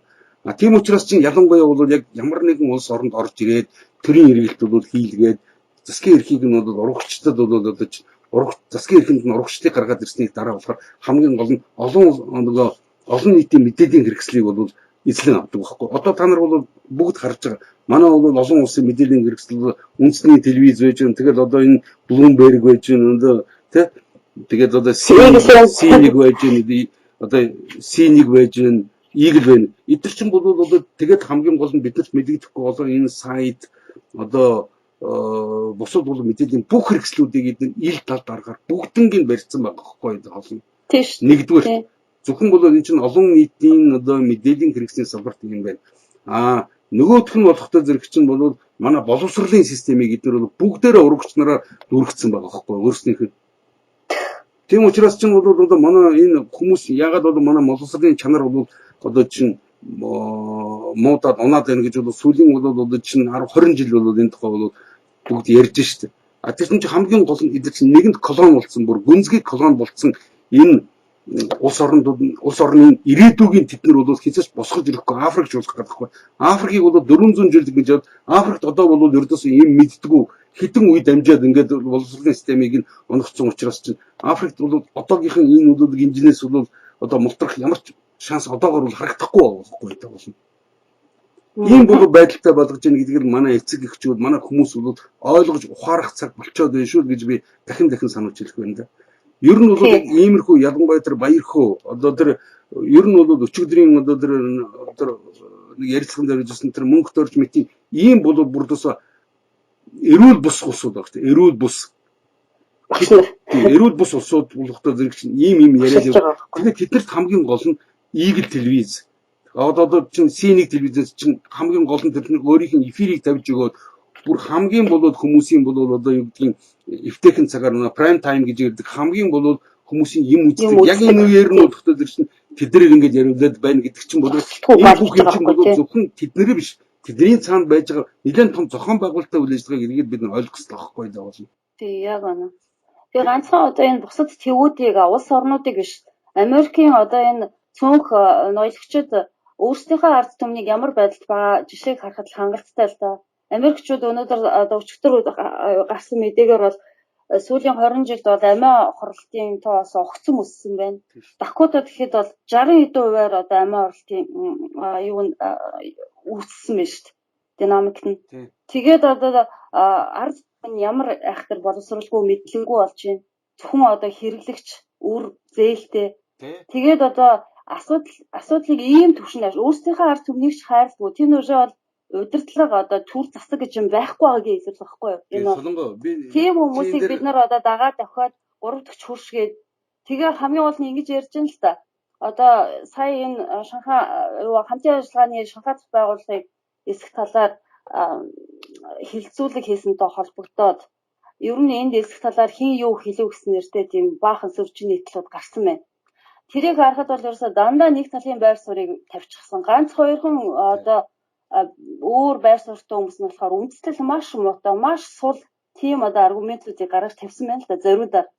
За тэгээ тийм дотроос бол миний анхаарлыг татсан одоо хит хитэн хүмүүсийн хэлсэн үг байгаа. Жишээлбэл энэ Дангаас сүрэнгийн их бат гэдэг одоо энэ дата комент захирал гэдгээр нь мэдх юм байна. Ер нь бол нэг болохоор наашаач юм шиг, нэг болохоор цаашаач юм шиг нэг юм ярьдаг нэг юм нөхөр байдаг манад. За энэ хүн ингэж ицсэн байгаа юм. Манай 3 дахь хуршийн бодлого биднийг Орос руу хазаалтаас холдуулж илүү төвийн байр суурьнд аваачсан. Шанхай хамтын ажиллагааны байгууллага одоо биднийг урагш хазаалгана. Эдийн засгийн хувьд бид аль хэдийн урагшаа хазаачихсан. Шанхай хамтын ажиллагааны байгууллага түүнийг албажуулж улс төр удирдлагын хүрээнд аваачна гэж хэлсэн байна. Энэ хүн яг ямар санаатай хүн юм бэ? Яагаад энэ Орос руу хазаалт, эсвэл Хятад руу хазаалт энэ хоёр ч манай бодит хурш. Бид нар энэ хоёртойгоо бол одоо гар гараа нийлүүлээд мэдээж бид нар одоо өөрсдийнхөө аюулгүй байдлыг бодох нь зөв. Та тэрийг бол хэлж байгаа. Гэхдээ энэ бол манай бодит мөнхийн хуршүүд. Тэг яагаад энэ хоёроос тусдаа мөртлөө заавал Америкийн бодлого. Өөрөөр хэлбэл бид нар ч одоо энэ тип бүстэй бол Америкийн бодлогыг хэрэгжүүлдэг Америкийн бодлогын геополитикийн түшиц газар бусаар удсаар байна шүү дээ. Энээс болж манай Монголс хичнээн олон жилийн хохирол хүлээж байна. Бүх юмыг одоо манайх ярьж байгаа. Орос манайхаар хийн хоолоогоо татахгүй байна. Хоёр хөрш эдийн засгийн интернэшнлд оруулахгүй байна. Биднэрт Оросууд зээл өгсөнгүү гадуурхлаа энэ гэж хутлаа энэ чи барууны тогтолтоор ярьж байгаа байхгүй. Гэтэл үндсэндээ бол бид нар улс төрийн нэг байр суурь дээр хоёр хөрштөө байгаагүй цагт өнөөдөр бид нар ямар ч эдийн засгийн интеграц одоо манай ерөнхийлөгч сая баахан юм энийг хийгээд үг тэрний энэ дээр туслаад үг яриад байна. Тэгэхээр бид нар хоёр хөрштөөгөө гадаад бодлогын хувьд, батлан хамгаалахын хувьд, аюулгүй байдлын хувьд нэг шийдэл, нэг одоо бодлого, бодит үйл ажиллагаанд ерөөсөө нийдэхгүй байгаа байхгүй. Энэ асуудлыг та дахиад нэг тодруулж хэлж өгөхгүй юу? Тэгээ ер нь бол тэгээд бид нар Инквот гэдэг нөхрийг бол мэдэн шүү дээ. Энд чинь бол яг тэр Жорж Соросын бол энэ нээлттэй нийгэм тэгээд одоо тэр Data.com гэсэн ер нь бол бид төрүүчийн асуудалтай бас энэ холбогдож байна. Ягаад гэвэл ямарваа нэгэн бол одоо чинь англосаксууд тухайн оронд орж колоничлахтаа хамгийн гол нь мэдээллийн хэрэгслүүдийг барьж байдаг. Орчин үеийн мэдээллийн хэрэгслэл бол одоо орчин үеийн мэдээллийн хэрэгслэл бол энэ бол интернет гэдгийг ойлгож байна. Интернет бол нэг талдаа бол мэдээлэл авах боломжийг бол хүмүүст өгдөгч, нөгөө талдаа бол тэдний эдийн засгийн бол одоо чинь оюун санааны терроризмын маш хүчтэй зэвсэг байхгүй да. Тийм учраас бол одоо чинь тэр Data.com энтерээр оруулаад ер нь бол тэр ялангуяа Монголын одоо түүхийн бүх бичиг баримтыг бол одоо One гэдэг тийм хөтөлбөр хэрэгжиж байгаа гэж би бол сонссон л доо.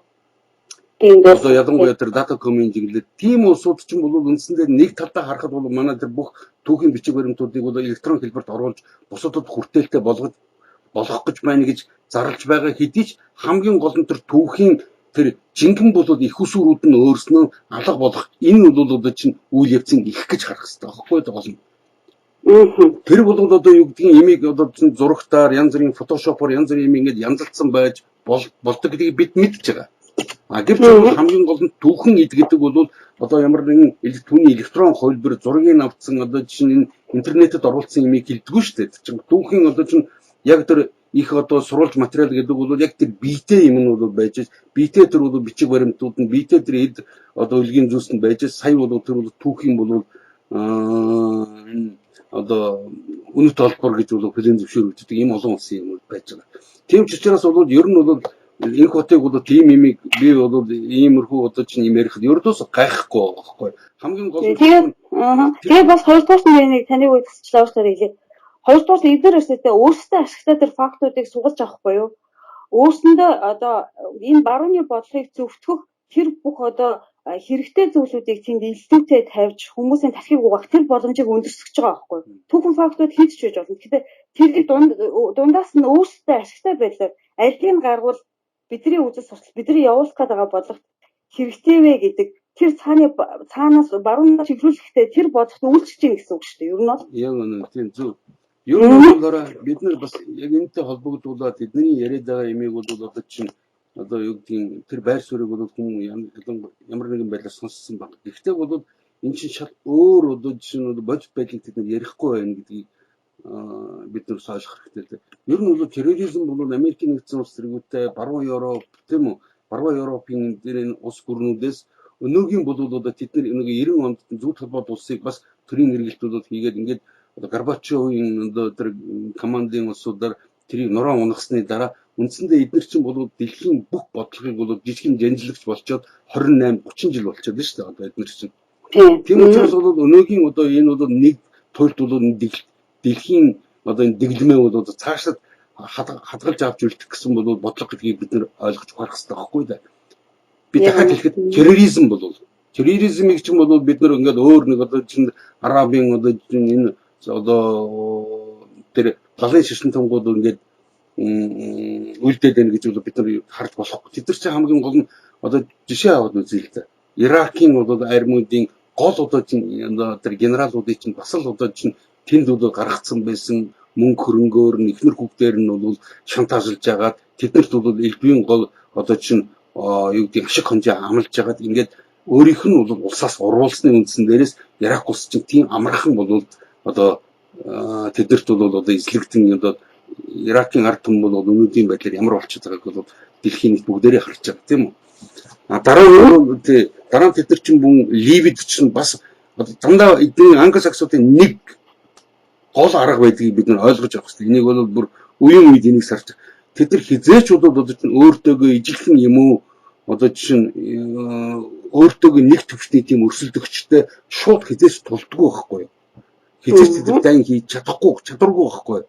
Гагцхүү тэд нар чинь дандаа тэр дотор талд байж байгаа урагш нарыг нь одоо чинь далдуур худалдан явах замаар дотроос нь тэр улсуудыг нураадаг байхгүй юу? Хамгийн гол бол ердөөсөө энэ колони систем байгуулж ирсэн энэ одоо Английн дараа нь Америкийн болж хувирсан энэ бол одоо чинь геополитикийн энэ арга хэрэгслүүчтэй. Яг тэрнтэй адилхан өнөөдөр бол одоо чинь чиний сая бол ярьсан тэр бол тэр баяр хөө одоо энэ одоо энэ хот гэсэн бүр ингээд бүр Монгол улс бүр тэр тамгатай одоо чинь духан дээр нь тамга дарцсан юм бол одоо чинь либералууд байж шүү дээ. Бүр неолибералистууд байж байгаа байхгүй да. Эдгээр бол одоо Монгол улсын одоо юуны одоо Монголын ард түмэнд жаахан ашигтай гэсэн ийм бүх юм эсэргүүцэж яддаг байхгүй бүх юм.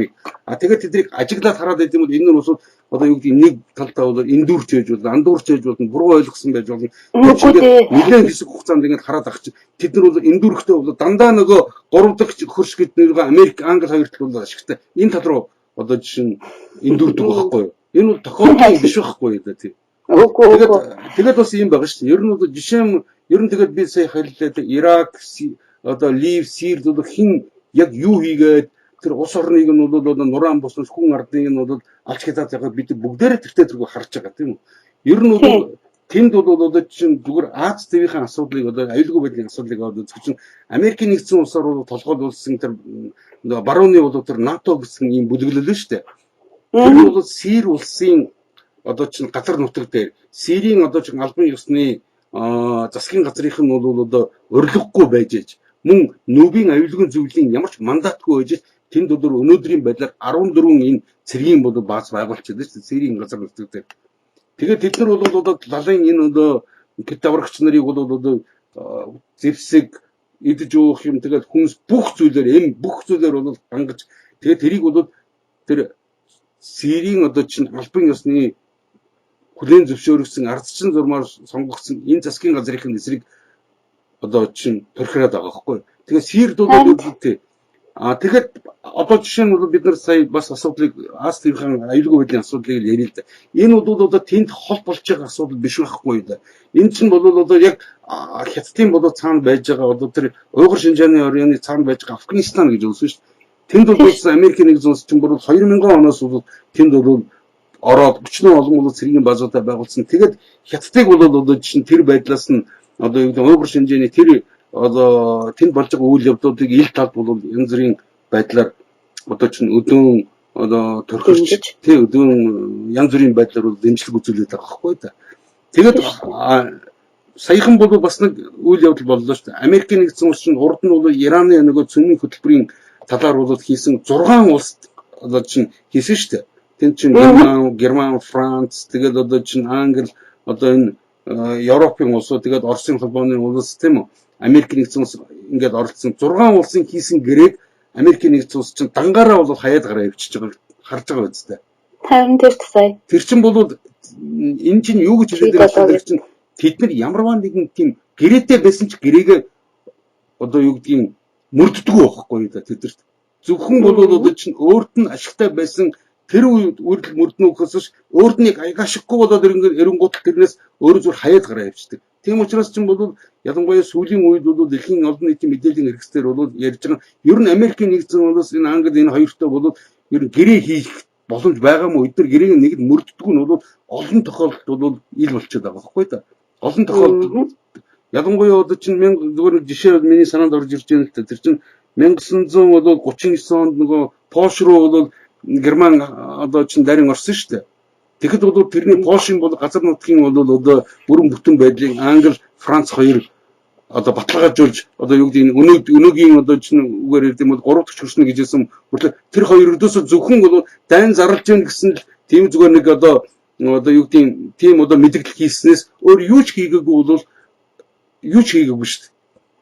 Тэгээд тийм л байхгүй. Ийм улсуудыг бид нар бол одоо чинь 3 дахь хөршөө өнтергээ тэгээд тэрийг бол ялангуяа айгүй өрөвдөлттэй юм ярьдаг байхгүй. Энэ хоёр гүрнээс бол одоо чинь 3 дахь хөрсөөр хамгаалуулахын тулд 3 дахь хөрш нь манайд бол одоо энэ манай бүх дотоод хэргийг бүх юмыг самарч манай улсын бол байгалийн баялагийг үнгүй цөлмөж байх хэрэгтэй гэсэн ийм логикоор яриад байгаа байхгүй юу да. Харин тий.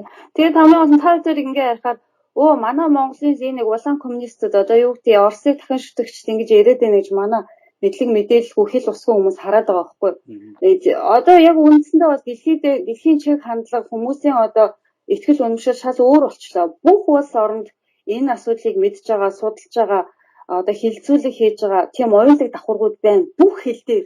Тэгэхэд бол манайхаа одоо дэлхийн дахинаар бүгдээрээ тарж очиж одоо тэнцээ нэг боолын ажлыг хийж явж байхдаа яагаад ядаж тэр улсын хэлийг сурсан бол яагаад эх орондоо хэрэгтэй юм ойлгоё эн чи юу болоод юм гэхгүй ингээд бүгдээрээ чимэг болоод таг болоод алга болцсон юм бэ. Тэгээ яагаад ингэ ярьж байгаа хүмүүс болохоор энэр чи одоо ер нь ингээд эрс үдэлтнүүд тэгж одоо хоч өгөхгүй дээ шүү дээ нэгдүгээр.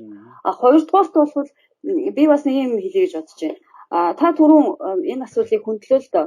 Энэ залын хит даврагч үзэлтэй энэ террорист энэ одоо үйл ажиллагаануудыг зориудаар одоо улам эрчимжүүлээд хятадын Шинжаа уугур болон зөв толгойд улсын хуучин бүрэлдэхүүнд байсан лалын одоо шашинтай улс орнуудаар дамжуулж зөв толгойд ус хятадыг задлах тийм одоо далдын санаа зорилго байсан учраас ер нь бол хамтын ажиллагааны Шанхай байгууллага бол бид нар одоо энэ тус нутгийнхаа аюулгүй байдлыг хамгаална, цаашид гарах төрийн эргэлт, энэ эрс давруу үзэл, энэ терроризмаас бид нар бол төр засгийн хэмжээнд хамтын ажиллагааны хүрээнд энийг хамгаална гэсэн гол зорилго байсан тийм үстэй.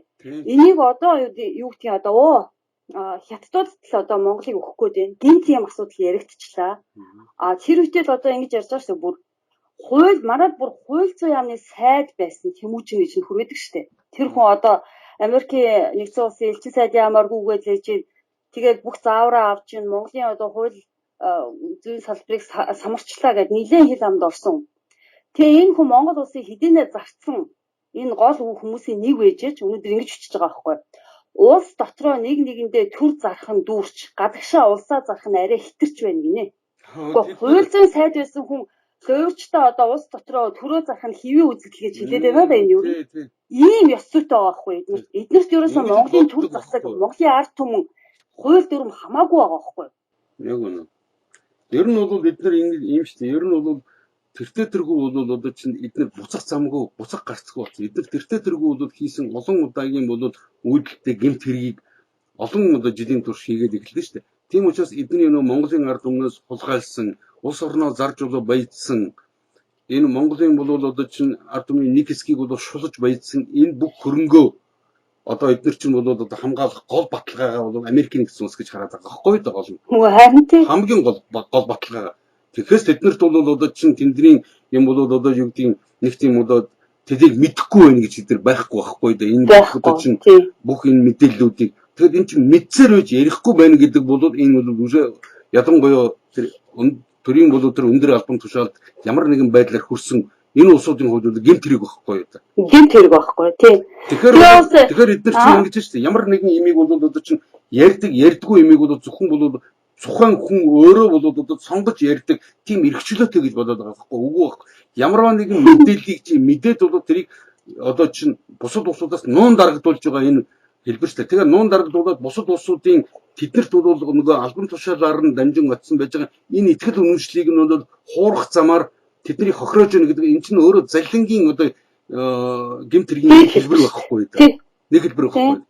Тийм учраас чинь бид бол одоо чинь тэд нэгдүгээр тэр улсууд шиг бол одоо төрийн өндөр албан тушаалд очоогоос хамгийн гол нь бол одоо бид тэднэртэй хамтарч бол одоо юу гэдэг тэдний бүлэгтүүд багтаж улс орноо бол ард түмнээ цөлмөн байжаагүй. Гуравдугаарт бол бид нар ердөөсөө Монгол улс үндэсний дээд эрхийг үнэт зүйлийг биднэрт бол уламжлан ирсэн бол Монголын ард түмний үнэт зүйлийг бол бид нар хамгаалахын төлөө энийг яриад байгаа шүү дээ. Тийм учраас бол тэд нар бол тэртээ тэргүй бол тэдний амнаас ямар нэгэн бол Монгол улсын тухай их юм сонсох тэрийг хүлээх ямар шаардлагагүй гэж би хэлэх гээд байгаа байхгүй юу? Тэд нар тэртээ тэргүй бол одоо чинь одоо ер нь бол энэ дэр нэг хэлэгдсэн тэд нар ер нь одоо ялангуяа тэр хууль чинь шинжлэх ухаан биш байхгүй юм да. Яагаад шинжлэх ухаан биш гэхдээ зэрэг чинь хууль чинь тухайн тэр улс орны одоо тэр тогтолцоо тэр үдэс суртал нь тэр чиг баримжаа нь өөрчлөгдөнгөт чинь хууль чинь дахиад 180 градус буюу яг эсрэг харцдаг. Ийм имийг бол яаж шинжлэх ухаан гэж болох юм бэ? Одоо жишээ нь бол одоо шинжлэх ухаан гэдэг бол юг хийхдээ нэг дээр нэмэх нь нэг тэнцүү хоёр бол Монголчдын байна, Америкчдын байна, Африкчдын байна, Антарктичдын байдаг байхгүй да. Энийг л шинжлэх ухаан гэдэг байхгүй. Энийг л судалдаг. Ийм байгалийн бол хатуу зарчимтай, хуультай энэ бол одоо имийг судалдаг юм. Тэгэхээс бол зөвхөн тэр тухайн улс оронд бол одоо чинь тогтоосон энэ бол дэглэмд үйлчилдэг. Одоо чинь тэр түүхч гэдэг чинь огт шинжлэх ухаан биш байхгүй да. Хуульч байж гэн, эдийн засгч байж гэн. Энэ нийгмийн ухааны салбарууд чинь ердөөсөө бүгдээрээ шинжлэх ухаан биш шүү дээ. Тэр чинь бол олон одоо улсын бол тийм нэрт эрдэмтэд бол энийг бол хэлээд сануулад байна. Энэтэй зүгээр одоо жишээ нь одоо холбогдуулаад ингээд ярих чинь 2-3 жилийн өмнөөдөөс бол одоо чинь дэлхийн олон улсууд ба зарим нэгэн улсууд мөн түүний дотор бол одоо гол хамгийн одоо гол жишээ болгож Япон улс чинь бол ямар ч байсан бол хувийн нийгмийн ухааны чиглэлтэй хувийн сургуулиудыг одоо чинь хувийн сургуулиудыг санхүүжүүлэх ямар нэгэн байдлаар тэр санхүүжилт байсан байна л хувийнлаг. Тэрийг бол одоо хоригдсан шүү дээ. Ягаад бол тэр чинь яг нийгмийн ухааны энэ салбараар чинь бол одоо энэ улс орнуудад бол орж ирж одоо янз бүрийн бол хүмүүсийн одоо чинь тэр бодол санаа юмнуудыг бол эргэлзээнд оруулдаг, тархийн нугаадаг, улс орных нь бол эсрэг бол төрхөрдөх гол энэ чинь бол нийгмийн ухааны салбараар дамжиж орж ирээд байгаа байхгүй юу? Яг тийм. Тэгээ монголчуудыг бол тэр чинь яаж тэрийг бол эргүүлж болдог? Яаж эргүүлж ярьж болдог? Ийм л юм. Тэгээ ялангуяа би чиний тэр ярьсан тэр Тэмүүжингийн нөгөө тэр ярилцлагыг бол би хальт харсан л та. Тэр бол Тэмүүжин гэдэг хүн бол одоо чинь энэ одоо ерөнхийлөгч болсон энэ Халтмаагийн Батболготой ердөөс хувь хүний тийм одоо чинь талаасаа угаасаа яаж ханддгийг бид нар бол мэдэгдэж байгаа шүү дээ. Ойлгомжтой байгаа. Тэр бол хоёр бол тэр дотор байхад л бол ердөөс би энэ үзэж чаддгүй тийм хоёр нөхөр байсан шүү дээ. Одоо бол тэр бол цэвэр одоо чинь энэ Батболгийн бол одоо тэр явуулж байгаа ялангуяа тэр одоо хамтын ажиллагааны Шанхайн байгууллагын тэр бол одоо юу гэдэг жинхэнэ гишүүн болж байгаа энэ байдлыг бол одоо эсэргүүцээд байгаа. Тэр бол зөвхөн хүмүүнийхэн дээр байр сууриас эсэргүүцээд байгаа нь харагдав. Тэгээ тэр дотор бол ярьж байж байгаа тэр үндслүүд нь үнэхээр инээдмэн юм байгаа байхгүй. Тэрийг бол юм ойлгодог, мэддэг, одоо судалдаг бол хүний одоо чинь нүдээр ингээ харахад тэр бол үнэхээр бол өрөвдмөр тийм бол одоо тийм шалтгаануудыг гаргаж ирж л одоо чинь тавих гэх хүмүүсийн толгойг угаах гэж оролдоод байна л да. Тэгээд одоо чинь ингэж ярьж ирсэн Тэмүүжин нөгөө Батболго бол урагшаа гарах тэр төмөр замын асуудал чинь танк яаж гацаачаад одоо гэж юу яриад байгаа байхгүй да. Танкер чинь. Тэгээд тэр чинь энэ чи юу гэж ярьж байгаа гэсэн чинь тэр бол хуульч тэр нөхөр бол геоустр огт мэдтгүйгээ харуулж байгаа байхгүй да. Энэгээр эсвэл зориуд юм. Зориуд юм л та. Ер нь бол ийм байдаг шүү дээ. Ямар нэгэн бол зам харилцаа. Түүний дотор бол төмөр зам гэдэг бол өөртөө төмөр замын улс төрийн төмөр замын геоустр гэсэн маш том бодлого байдаг байхгүй да. Тэр зүр хэрвээ бид нар бол одоо чинь ямар нэгэн хятадаас бол одоо чинь болгоомжилж тийм үү? Ямар нэгэн эрсдэлтэй тийм том хурш гэж харж байгаа болбол өөрийнхөө Монгол улс өөрийнхөө бол төмөр замыг хятадын төмөр замын нэг үргэлжлэл болгож болдгоо байхгүй да. Болохгүй шүү дээ. Болдгоо байхгүй да энэ чинь. Тийм учраас бол зөвхөн тухайн үед чинь бол Батболгыг ямар улсууд дайраад исэн гэсэн чинь дандаа ингээд өрөнд орцсон улсууд байгаа байхгүй да ер нь. Бид үйлдэлтэй өрөнд орцсон. Өнөө маргашгүй өрн нөхөгдөд байгаа энэ улсууд чинь Монголын бол одоо жаахан нүүрсийг урагш нь бол хурдхан шиг зөөж энэ боломжийг өгсөнгүү л гэж бол орилоод байгаа байхгүй да. Тэгсэн байхгүй тий. Ер нь одоо ерөнхийлөгчийн бодлоготой холбоотой та зөв бол шүүмжлэхэм дээр нь шүүмжлээ. Ер нь ямар ч ерөнхийлөгч ямар ч улс төрч гэж өөртөө хаяг шашгад наас нөхдүүдийг зөв Монголын эрх ашигт нийцсэн юм ярьж байвал мэдээллийг бол дэмжинэ. Хэрвээ буруу юм ярьж байвал хайр найргүй хэлнэ. Энэ бол ер нь бол ингэж харагдаж байна. Энэ барууны улс төрчид, энэ барууны цөөх, энэ эзэдэн цаанаас нь монголчуудыг бүрэн африкчуулж дууссан гэж гордоод байгаа юм. Тийм байхгүй. Энэ чинь бас юм уншиж судалдаг, юмны наад цаатахыг ярих тийм хүмүүс нь үлдсэн гэдгийг энэ ташинд бас хэлмээр байна.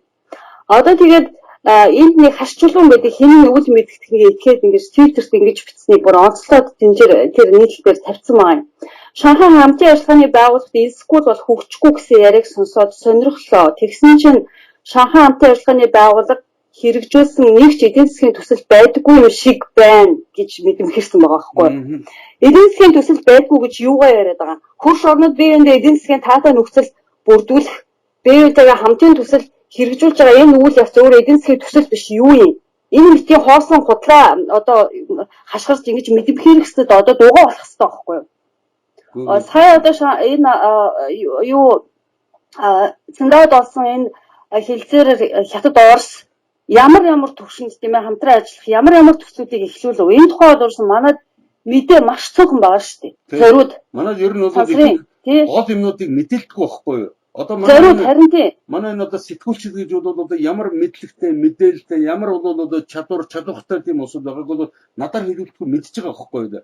Үнэхээр бол өрөвдмөр байгаа байхгүй юу? Нэгдүгээр. Маш өрөвдөлтэй. Хоёрдугаар бол ердөөсөө манай Монголын ард түмэнд бол одоо дуулгах одоо чинь чухал болоод асуудал болж байгаа Монголын хөвөл мэдээ чимээгүй өнгөрчдөг байхгүй юу? Харин тэгсэн мөртлөө бол одоо зөвхөн одоо чинь Орос руу ч юм уу Хятад руу бол ганцсан эсвэл бол өөр нэг бол Америкийн одоо чинь барууны улсуудаас бусад нэг улс руу хандсан одоо Венесуелийн асуудлыг энэ төр болохоор ингээд бүр ингээд хөөргөө тэгсэн мөртлөө бол чиний олон газар би энэ хуулж тавив. Тийм байгаа. Хацгүй бол ганцхан тэдний байр сууриас яриад байдаг байхгүй. Дандаа нөгөө 340 хөрс буюу тэр нөгөө биднийг өнөөдөр бол мөнгө хүүлээд Монголын эдийн засгийг устгаад дээр нь бол мөнгө хүүлээд биднийг бүх Монголын иргэдийг бол одоо шулаад байгаа энэ улсуудыг бодлоод ирсэн тэд цэжээр хамгаалаад байдаг байхгүй юу? Тийм олон нийтийн мэдээллийн хэрэгслүүдээс гадна ер нь бол энэ гадны тусгай албатын тагнуулт тусгай албатын хөлсний сэтгэл бичгч нар гэж нэг энэ аюултай хүмүүс гарч ирсэн байна. Одоо ямар тийм ээ асуудал хүндсэн нийтлүүдийн доор орж ирээд нэг их одоо тийм хүмүүний үнэхээр эргэлзээг төрүүлэхээр тийм хорлонтой энэ тэр бичсэн тэр сэтгэлүүд бол эн чинь бүр тусгай албатын хийж байгаа үйл ажиллагаа гэдэг манайх ойлгох хэрэгтэй гэж би түрүү хэлсэн шүү дээ. Олон нийтийг айлах ажиллагаа явж байгаа байхгүй эргэлзүүлэх. Энд чинь оюуны терроризм байхгүй. Ер нь терроризм чинь манай бас буруу орчуулдаг байгаа байхгүй. Олон хятах үйл ажиллагаа. Эн чинь биш үү? Эн чинь айлган сүрдүүлэх ажиллагаа байхгүй. Тэр олон хятах чинь бусд нь бол ингэж одоо чинь алын шүү чамаа гэдэг тэрийг айлгах гэдэг байгаа байхгүй. Гол энэ бол одоо терроризм гэдэг чинь бол олон хятах биш айлган сүрдүүлэх ийм бол одоо гол зорилготой ийм үйл ажиллагаа гэдгийг ойлгох. Тэгэхээр энэний ард чинь бол дандаа бол дэлхийн нийтийг бол өөрийнх нь бол одоо юу гэдгийг одоо тэр ангороны бол талбар гэж хардаг. Өөрийнх нь бол колоничлын талбар гэж хардаг. Энэ ердөөс хэдхэн улсууд л байж байгаа ш. Ер нь дэлхийн улс орнуудын дотор чинь одоо чинь Оросын холбооны улс одоо бүгд найрамд хятад ард улсын одоо энэ тэр төрийн өндөр дээд албан тушаалтангууд өөрснийгөө бол онцгой бол эрэхтэй бурхнаас аягдсан гэж ярьдгүй үстэй. А тэрийг хэн ярьж байна? Гагцуу тэр чинь бол бүр Хиллари Клинтоны үеэс бол гарсан Обама бол бас тэгээд зарсан Хиллари Клинтон тэгээд зарсан одоо Трамп ч гэсэн тэгээд зарлаад байгаа. Америк бол ердөөсөө онцгой бол эрэхтэй тий онцгой бол одоо чинь эрэхтэй дарахтай онцгой ёс суртахууны бол онцгой бол давуу талтай ийм улс гэж өөрийгөө агавчдын бодит агуу болгоно энэ гэж ярьж байгаа. Яг нь Америкийг бол агуу болгоно гэдэг чинь бусад улс орнуудыг бол илүү хүчтэй шулж иж тэр Америк агуу болно гэсэн яг энэ бол контекстээр ойлгогдоод байгаа байхгүй да. Тэгэхээр одоо Америкийн бодлогыг Монголд гардаж хэрэгжүүлж Монголыг одоо там болгосон энэ захиагийн элбүүдэрч одоо дахиад ингэж бичсэн байна л да. Монгол улс Шанхай хамтын ажиллагааны байгууллагын анхны ажиглагч гишүүн болсноос хойш бүс нутгийн аюулгүй байдал эдийн засгийн хөгжлийг хангахад өөрийн хувь нэмрээ оруулсан гинэ. Энэ шиг бодлоо юм баггүй. Тэгээд бас Шанхай хамтын ажиллагааны байгууллагын идэвхтэй ажиглагч орон байсаар ирсэн. Одоо ч бидэнд ажиглагчийн төвшний статус хангалттай гинэ. Одоо энэ хүн өөрөө ястаа ярьж очих нь хангалттай болсон. Энэ хэлбүүдээр чи яа шоронд барьж чадахгүй гэж би боддгийг ер нь. Тэгээд шүү дээ. Ер нь бол тэгээд тэд нар чинь ер нь энд ингээд яриад байгаа ялангуяа тэр бол одоо чинь энэ талаар бол эсрэг талд ингээд ураад байгаа улс бол өөрснийгөө бол одоо чинь Монголын ард түмэн ер нь бол Монгол улсын өмнө өөрснийгөө бол бариад илчлээд өгчөж байгаа байхгүй да. Яг л тийм өгсөн шүү дээ. Энэ бол зөвхөн дахин нэг удаа бол гарч ирж байгаа. Ер нь эн чинь бол би бол одоо энэ хамтын ажиллагааны Шанхай байгууллага энэ асуудал улсуудад чинь бас нэг талаараа бол их ашигтай туслаа гэж бодож байна. Ялангуяа энэ улсууд ямар улсууд ямар байр суурин дээр байдсан бэ гэдгийг Монголын ард түмэн ойлгох хэрэгтэй байхгүй тоглоно. А ер нь зөвхөн тэр өөрийгөө бол одоо чинь нуучаад гэдгийг тэр янз бүрийн бол одоо чинь сайт одоо энэ юун дээр бичээд байгаа. Энэ улсууд тэртээ тэргүй бол одоо яг чиний хэлдгээр бол тэр чинь Америкийн нэгдсэн улс ер нь бол ингэж байгаа саяхан одоо чинь Англи улс чинь улс одоо олон улсын хэмжээнд бол Орос хэл мэддэг, Хятад хэл мэддэг ийм бол улсуудыг тусгай холбоотой тагнуулын ажилд элсүүлж явна гэд зарлал гараад байгаа байхгүй болно. Тэгсээс манайд ч үгүй. Яг үнэ. Манайд бол одоо Америк 9 сайдын яамнаас чинь бас л одоо чинь олон нийтийн сүлжээний ажилтан эсвэл чинь яг энэ улсууд чинь бол гоё үгээр тагнуулын ажиллагаа нь багхгүй чинь. Тагнуул гэдгийг чинь манайхан бодохдоо зэрэг чинь шүн дөлөөр явдаг нэг одоо чинь хар шил зүүсэн захаа босгосон улсууд гэж ингэж киногоор төсөөлөд байдаг байхгүй. Яг тагнуул чинь бидний хажууд байж байгаа. Ер нь тагнуул гэдэг бол олон нийтийн бол одоо энэ юу гэж шүү дээ. Олон нийтийн мэдээллийн хэрэгслийг хүмүүсийн бодол санааг юу гэж ойлгоод байгааг л тагнан одоо чинь тандж яадаг. Энийг бол өөртөө хэрэгцээтэй байж байгаа тэр чиглэл тэр голдролоо оруулахын тулд үйл ажиллагаа хийдэг усуудыг тагнуулууд гэдэг багхгүй гол нь. Тэгэхээр бол цэргийн тагнуул бол тусдаа тэртээ дөрөвдөн дайн байлдааны үеийн тагнуулын юм чинь бол мөн ижилхэн бол зорилготой эсрэг талынхаа эсрэг үйл ажиллагаа явуулдаг ийм л усуудыг хэлж байгаа шүү дээ. Тийм үстэй. Тийм учраас ер нь тэгээд энэ Арслан ном одоо ингээд сая энэ Шанхай хамтын ажиллагааны байгууллагын дэвсгэр тал дээр нэгдсэн одоо тийм шийдэлд хүрсэн гэж яриад байгаа. Тэгээд энэ Арслан номын гадаад харилцаа хэрэгсэн нарийн бичгийн дараа дипломат Сүхбаатар эгч нөхөр бол бас л ингэж хэлсэн байна. Улс орны гадаад дотоод бодлогоо амарчилж харж болохгүй. Бид шхабын гишүүн болбол бие даасан бодлого цаашлбал тусгаар тогтнолч аюул учирч мэднэ. Эдэн манай тусгаар тогтнолыг үгүй хийцэн биз дээ. Одоо тэгээд өшөө яах гэдэг юм бэ? Тэр нөхрөөс асуумаар байгаа байхгүй. Ер нь бол зүгээр яг би хэрвээ Монгол улс үнэхээр тэдний тэр яриад байгаа шиг тэр одоо чинь тэр Батүл энтрийн тийм идиотуудын яриад байгаа шиг нөгөө 300 жилийн тухайд бид нар олж авсан эрхчлөө биш байхгүй энэ чинь. Яг тийм байсан бол өнөөдөр яг Монгол улс ямар ч эдийн засаггүй болцсон сууж байгаа. Эдийн засаггүй гэдэг чинь хамгийн гол нь манайхан зөвхөн бол бидний тэр амьдралыг тэтгэж байгаа зүгээр нэг хэдэн усан одоо юу гэдэг цэвэр бохор одоо чинь дулаан захилгааны имийг үлдээх тэрийг үзэхгүй бол үндсэндээ Монгол улс бол боловсрол байхгүй болсон байхгүй гэдэг болно. Энийг би эдийн засаг байх. Эдийн засаг гэдэг чинь зөвхөн юм бүтээдэг боловсрол үйлдвэрийг л ярьдаг байхгүй.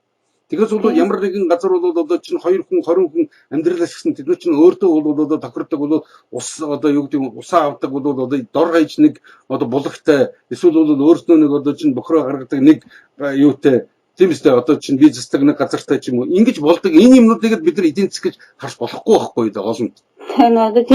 Тийм учраас хэрвээ бид нар бол үнэхээр бол тийм байсан юм бол Монгол улс яагаад одоо чинь өнөөдрийн байдлаар ийм их өртөө улс нь бол одоо чинь ийм их одоо 28 тэрбум долларын өртөө манай одоо чинь иргэдийн одоо чинь энэ өрийг нэмдэм бол 53 тэрбум доллартай тэнцэх хэмжээний өртөө болж байгаа. Манай бүх энэ арилжааны банкнуудын ард чинь болохдоо зэрэг чинь зөвхөн Хөдөлгөөний хөгжлийн банк гэж байгаа боловч одоо юу чинь капитал гэж одоо капитрон ч л нэгдэн банк байгаа гэж боддог. Манай арилжааны банкнуудын ард чинь дандаа эдгээр сууж байгаа байхгүй юу ойлгож байна. Эдгээр сууж байгаа байхгүй. Тэдний мөнгийг хүүлж өгч Монголын улсыг шуурч мөлждөг тийм цагийн байхгүй гол нь.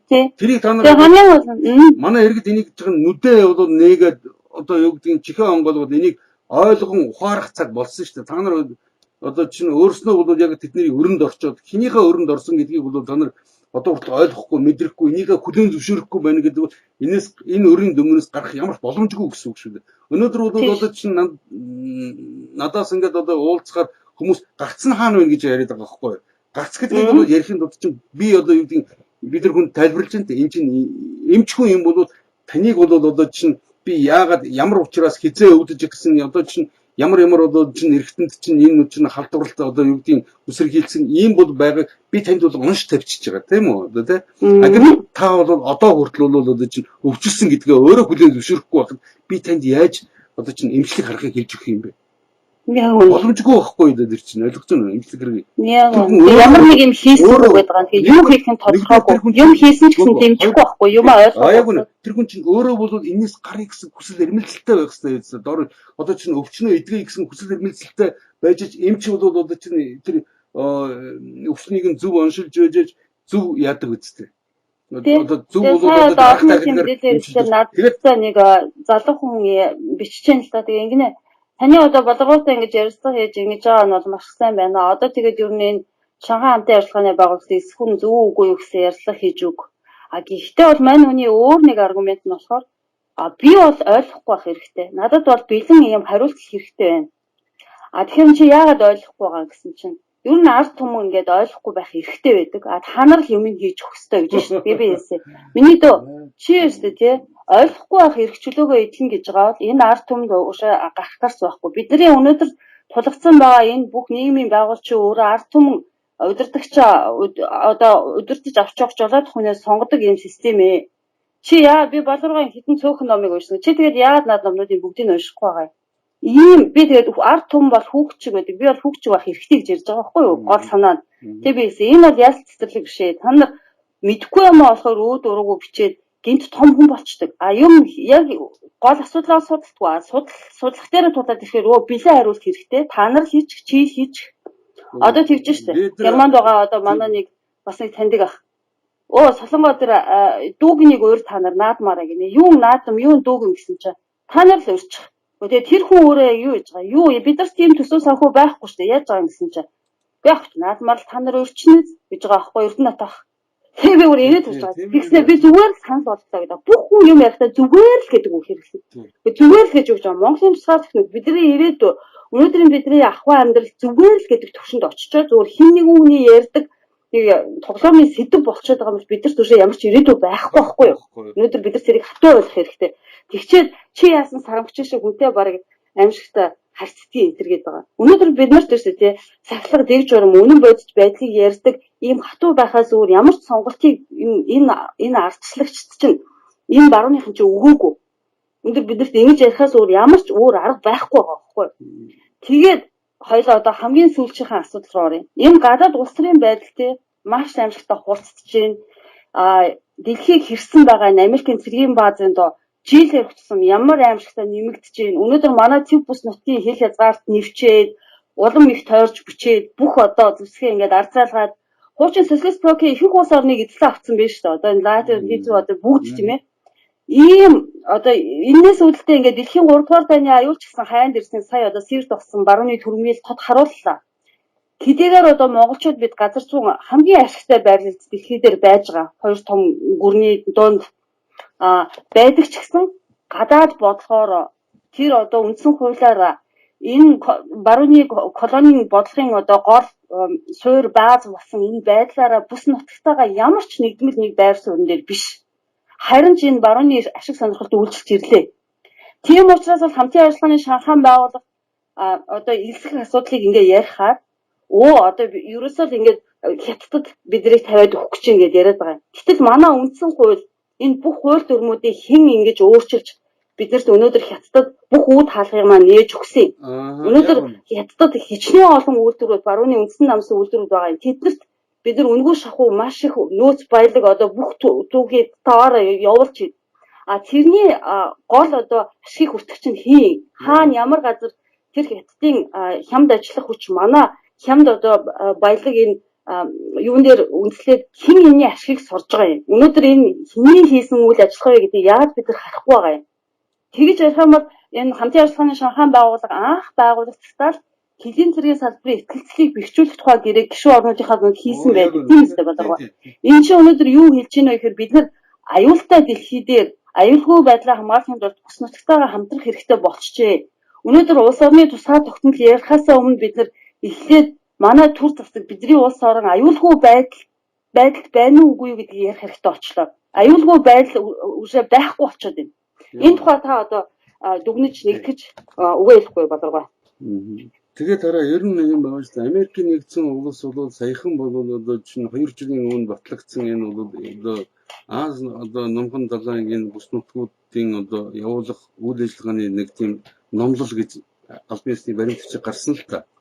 Тэгээд тэрэн дээрээ бол одоо манай энэ хөрш одоо бүгд найрамдах хятад ард улс мөн Оросын холбооны улсыг тэрэн дээр яг дайсан гэдгээд энэ үгээр томьёолцсон байгаа хгүй дайсан гэж. Манай стратегийн дайсан. Тэгтээ зэрэг чинь одоогийн одоо монголчуудын одоо зарим нэгэн гинэн тэнэг монголчуудын одоо юу гэдгийг тэр бодож хүсэж байгаагаар бол Монгол улс одоо чинь альч юмд нь орохгүй Америкийн татыг ингээд түшээд үлдээ гэж бодъё л доо. Тэгэхэд бол одоо ялангуяа бол Америк бол одоо чинь Монголыг дахин бол энэ хоёр том хөрштэй хийх мөргөлдөөний дайны бол талбар болгох ийм эрсдэл маш их нэмэгдчихэж байгаа байхгүй да гол нь. Тийм шүү дээ. Хамгийн гол нь тэр байхгүй. Энийг гол нь бол тэр интернетээр янз бүрийн сэтгэл бичээд ингээд Дакод байгаа нөхдүүд энийг ойлгож байна уугүй юу? Ер нь бол одоо чинь тэр Европын ялангуяа бол тэр Европын тэр улс орнууд чинь хамгийн гол нь Герман энэ чинь өөрийнх нь нутаг дэвсгэр дээр байж байгаа тэр Америкийн цэргийн баазыг бол гаргана, тэр цөмийн бол цэнэг тушуунуудыг гаргана гэд байгаа чинь нэгдүгээрт бол тэр одоо чинь цэрэг ороод ирсэн байгаа үед бол тухайн улс бол бүрэн эзлэгдсэн байдаг.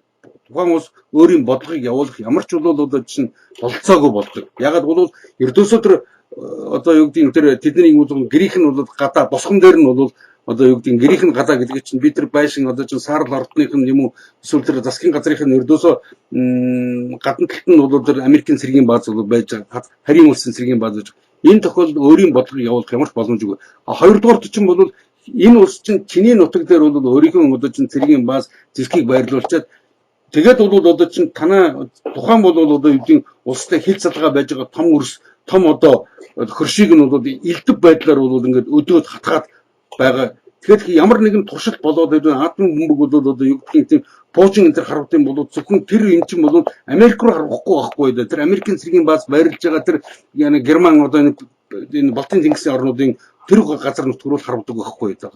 Тэгэхдээ зэрэг чинь дандаа бусдын гараа бусдын газар нутаг дээр яг үнэ байхгүй. Яг үнэ. Тийм учраас бол ер нь НАТО гэдгийг бид нар ойлгох хэрэгтэй байхгүй. 1949 онд байгуулагдсан байхгүй. НАТО гэдэг нь дэлхийн 2 дугаар дайны дараа. Тэгэхээр НАТОгийн хамгийн анхны бол одоо юу тэр өдөрдөгч одоо чинь албан тушаал дэд албан тушаалтууд нь ердөөсөө тэр чинь 4-5 жилийн өмнө Гитлерийн аримд бол алхаж ирсэн СС-ийн аримхтын бол өндөр тушаалын офицерууд байсан шүү дээ. Тийм шүү дээ. Тийм учраас бол харин энэний чинь бол эсрэгээр бол одоо чинь НАТОгийн одоо энэ цэргийн эвслийн эсрэг 1953 онд Варшавын гэрээний улсууд гэдэг одоо чинь ийм гэрээ байгуулж бол Варшавын гэрээний улсууд гэдэг ийм бас цэргийн улс төрийн ийм эвсэл байгуулагдсан шүү дээ. Энэ ягаад ч Варшавын гэдэг чинь бол Варшав Польш наачилсан гэсэн үг биш байхгүй да. Энэ чинь Польшд бол тэрний тухай шийдвэр нь Польшийн тэр Польшд зохион байгуулагдсан тэр хурал зөвлөгөөний тэр үеэр бол гарсан гэсэн үг байхгүй да гол нь. Тэгэхээр тийм учраас чинь 53 онд байгуулагдсан. Тэгээд 1991 онд чинь нөгөө Орсын зөвлөлт холбоот улсыг бол дотроос нь би дахин хэлэхэд төрийн эргэлт хийж тийм урагчдаар нь бол төрийн эргэлт хийж эвдэн нураасны үр дагаварт нь бол Варшавын гэрээний улсууд бол татан буугдсны дараа нөгөө НАТО бол одоо чинь НАТО хариу зөвлөлтийн аюул энэ төр гэж хамгийн гол ярьдаг юм чинь НАТОгийн чинь зөвлөлтийн аюул тэр нь байхгүй болсны дараа НАТО уг нь бол одоо чинь энгийн логикоор өөрөө татан буугдах ёстой байсан биз дээ. Яг тэрний тэр эвслийн бол одоо чинь зорилго нь байхгүй болчихж байгаа юм чинь харин тэгээгүй шүү. Одоо тэр чинь бол одоо юу гэдгийг одоо юу тэр Германыг бол эзэлсэн хэвээрээ тэнд чинь бол бас 3 улсын бол одоо цэргийн бааз байрлсан хэвээрээ мөн бол цаашаа тэд нар чинь бол НАТО одоо ингээд өргөсөөд өдөөсөө энэ гүрж мөрж одоо чинь одоо манай энэ Азийн бол одоо улсуудад аль хэдийн ороод ирсэн байж байгаа шүү. Тийм үү. Харин тэгээд бол Евразийн бүс нутагт бол тэд нөгөө нэг 18 дугаар зууны үед бол 19 дугаар зуунд бол явуулж ирсэн нэг Great Game гэж бол бид нар ярьдаг том тоглоом гэж бас л буруу орчуулдаг байхгүй да. Эн чинь бол одоо том тэмцэл, том өрсөлдөөн байхгүй. Чи бол game гэдэг чинь юу гэсэн үг вэ? Англиар тоглолт гэсэн үг шүү дээ. Тэгэхээр чин тоо юм уу тоглоом гэсэн үг биш байхгүй да энэ чинь. Тоглолт одоо чинь game гэдэг чинь өрсөлдөөнтэй тоглоомыг хэлдэг байхгүй да. Ер нь тийм бол том өрсөлдөөн яг энийгээ бол үргэлжлүүлээд ингээд өргөжин хэсэг одоо бол ердөөсөө хамгийн гол нь бас дэлхий дээр бол тэр терроризмыг бол өдөөн одоо юу гэдгийг өдөөн төлөвлөлт гадна тэр бол яг террористуудын чинь байнгын наркотикээр тэд нар хангаж байгаа байхгүй. Террористууд гэдэг чинь үхэхэд одоо чинь шашны одоо фанатикууд гэж бид нар хараад байгаа боловч эдгээр чинь байнгын бол наркотикийг бол өдөр тутмынхаа тэр хэрэгцээнд хэрэгжилж байгаа. Тэгжээж бол тэдний одоо чинь эсрэг одоо энгийн одоо ард түмнүүдийн хүмүүсийн эсрэг бол тэр аимшигтай бол одоо чинь яргалал тэр хяталтыг бол хийж байгаа. Энэ улсууд ч бүгдээр наркотик одоо халуун бичиг байгаа байхгүй. Тэр лалын улсууд гэдэг нь. Энийг бол хэн хийгээд юм? Эн чинь бол Америк хийгээд байгаа гэдэг чинь бол зүгээр нүдэ нэгээд хардаг бол хиндэж ойлгомжтой байгаа байхгүй. Хиний ч нүдэн дээр ил байгаа байхгүй да гол нь. Тийм ч учраас бол одоо чинь би бас энэтэй ингээ холбогдуулаад тэгээд манайхан болгохтой зэрэг чинь даяарчил гэдгийг чинь зүгээр нэг одоо юу гэдгийг энэ бусад улс орнуудын одоо чинь ард түмнүүд хүлээн зөвшөөрөөд даяарчил гэдэг чинь бол зүгээр нэг тийм гарцаагүй болоход үзэгдэл болж байгаа мэтэр бол манайхан ойлгуулсан манайх тэгж одоо юу гэдгийг ихэнх улсууд ойлгоцсон юм шиг санагдаад. Үгүй тийм огт тийм биш аахгүй да. Тэр чинь бас л нөгөө юм чинь нөгөө эфемизм өөр үгээр нь тэр нэг зорилгын нөхрийн тулд чинь нөгөө англосакс гүрнүүдийг бол одоо чинь би хэлсэн шүү дээ. Тэд нар чинь бол дэлхийн эзэд энэ дэлхийг бол бурхан ганцхан биднэрт өгсөн учраас бол бусад бүх ард түмнүүдийг бол одоо юу гэдгийг одоо эрхшээлдээ оруулна. Цаашлбал бол одоо чинь тоогийн цөөрүүлнэ. Тоогийн цөөрүүлнэ гэдэг чинь юу гэсэн үг вэ? Ганцхан тэд нар чинь алжил цөөрүүлнэ үстэй. Тэгэхээр одоо юу гэдэг өөр бол гариг руу тэд нар явуулна гэсэн үг шүү дээ. Тэд чинь яг ийм бол одоо эрэгтэй улсууд чинь бол дэлхийн бус орнуудыг бол эдийн засгийн талаар нь бол туйлдуулж байгаа. Тэгээд улс төрийг нь бол өөрийнх нь эрхшилд, улс төрийн бодлогыг нь өөрийнх нь эрхшилд, улс төрийн бодлогыг нь бол чинь гаргадаг тэр эрх баригчдыг нь өөрийнх нь эрхшилд оруулчихдаг байхгүй. Тэгээд тэднийг бол гараар тэдний бол тэр тавьж өгсөн замаар бол одоо чинь энэ бүх дэлхийн хэмжээний бол одоо энэ болцлоо явуулж ард түмнүүдийг шулах энэ бодлого л явдаг байхгүй. Өнөөдөр бол Америкийг бол одоо юу гэдгийг их одоо их гоё одоо чинь гялцал гэж бодож болохгүй шүү дээ. Бид нар чинь дэлхийн энэ ард түмнүүдийг чинь Англи одоо чинь Америк хоёр чинь сүүлийн зүгээр хамгийн зүгээр ингээд бичлсэн түгээр нь сүүлийн 500 жил 400 жил бол хүчтэй сорс ирсний одоо чинь үр дагавар тийм бол одоо чинь өнөөдрийн тэр тансаг бол одоо байдлыг яасан байгаа шүү дээ. Би бодгосон байхгүй да. Америкийн улс төр чинь одоо энэ том үзээс сурталч хамгийн аюултай хүмүүсийг гэж тооцогддог Киссинжер өөрөө хэлсэн мэт шүү дээ. Америкийн империализмын зүгээр нэг өөр гоё шошоо нэр нь бол дайрчлал юм аа. Яг үнэн тийм шүү дээ. Дайрчлал Америкийн империализм гэдгийг өөрөө хэлсэн гэдэг нь өөрөөсөө манайхан ч дутуу ойлгоод байгаа. Империализм гэсэн чинь юу гэсэн юм бэ гэдэг чинь эзэрхэх гүрний бодлого үйл ажиллагаа явуулах гэсэн үг байхгүй да. Орчуулбал энэ чинь empire гэдэг чинь бол одоо чинь эзэрхэх гүрэн. Empire чинь хоёр юм байдаг байхгүй. Нэг нь эзэнт гүрэн. Өөрийнх нь бол одоо нутгийг бол одоо чинь утгагт мөн жижиг болоод ард түмнүүдийг өөрийнх нь гэр бүл багтаагаад ингээд байх нэг ондоо. Тийм биз дээ.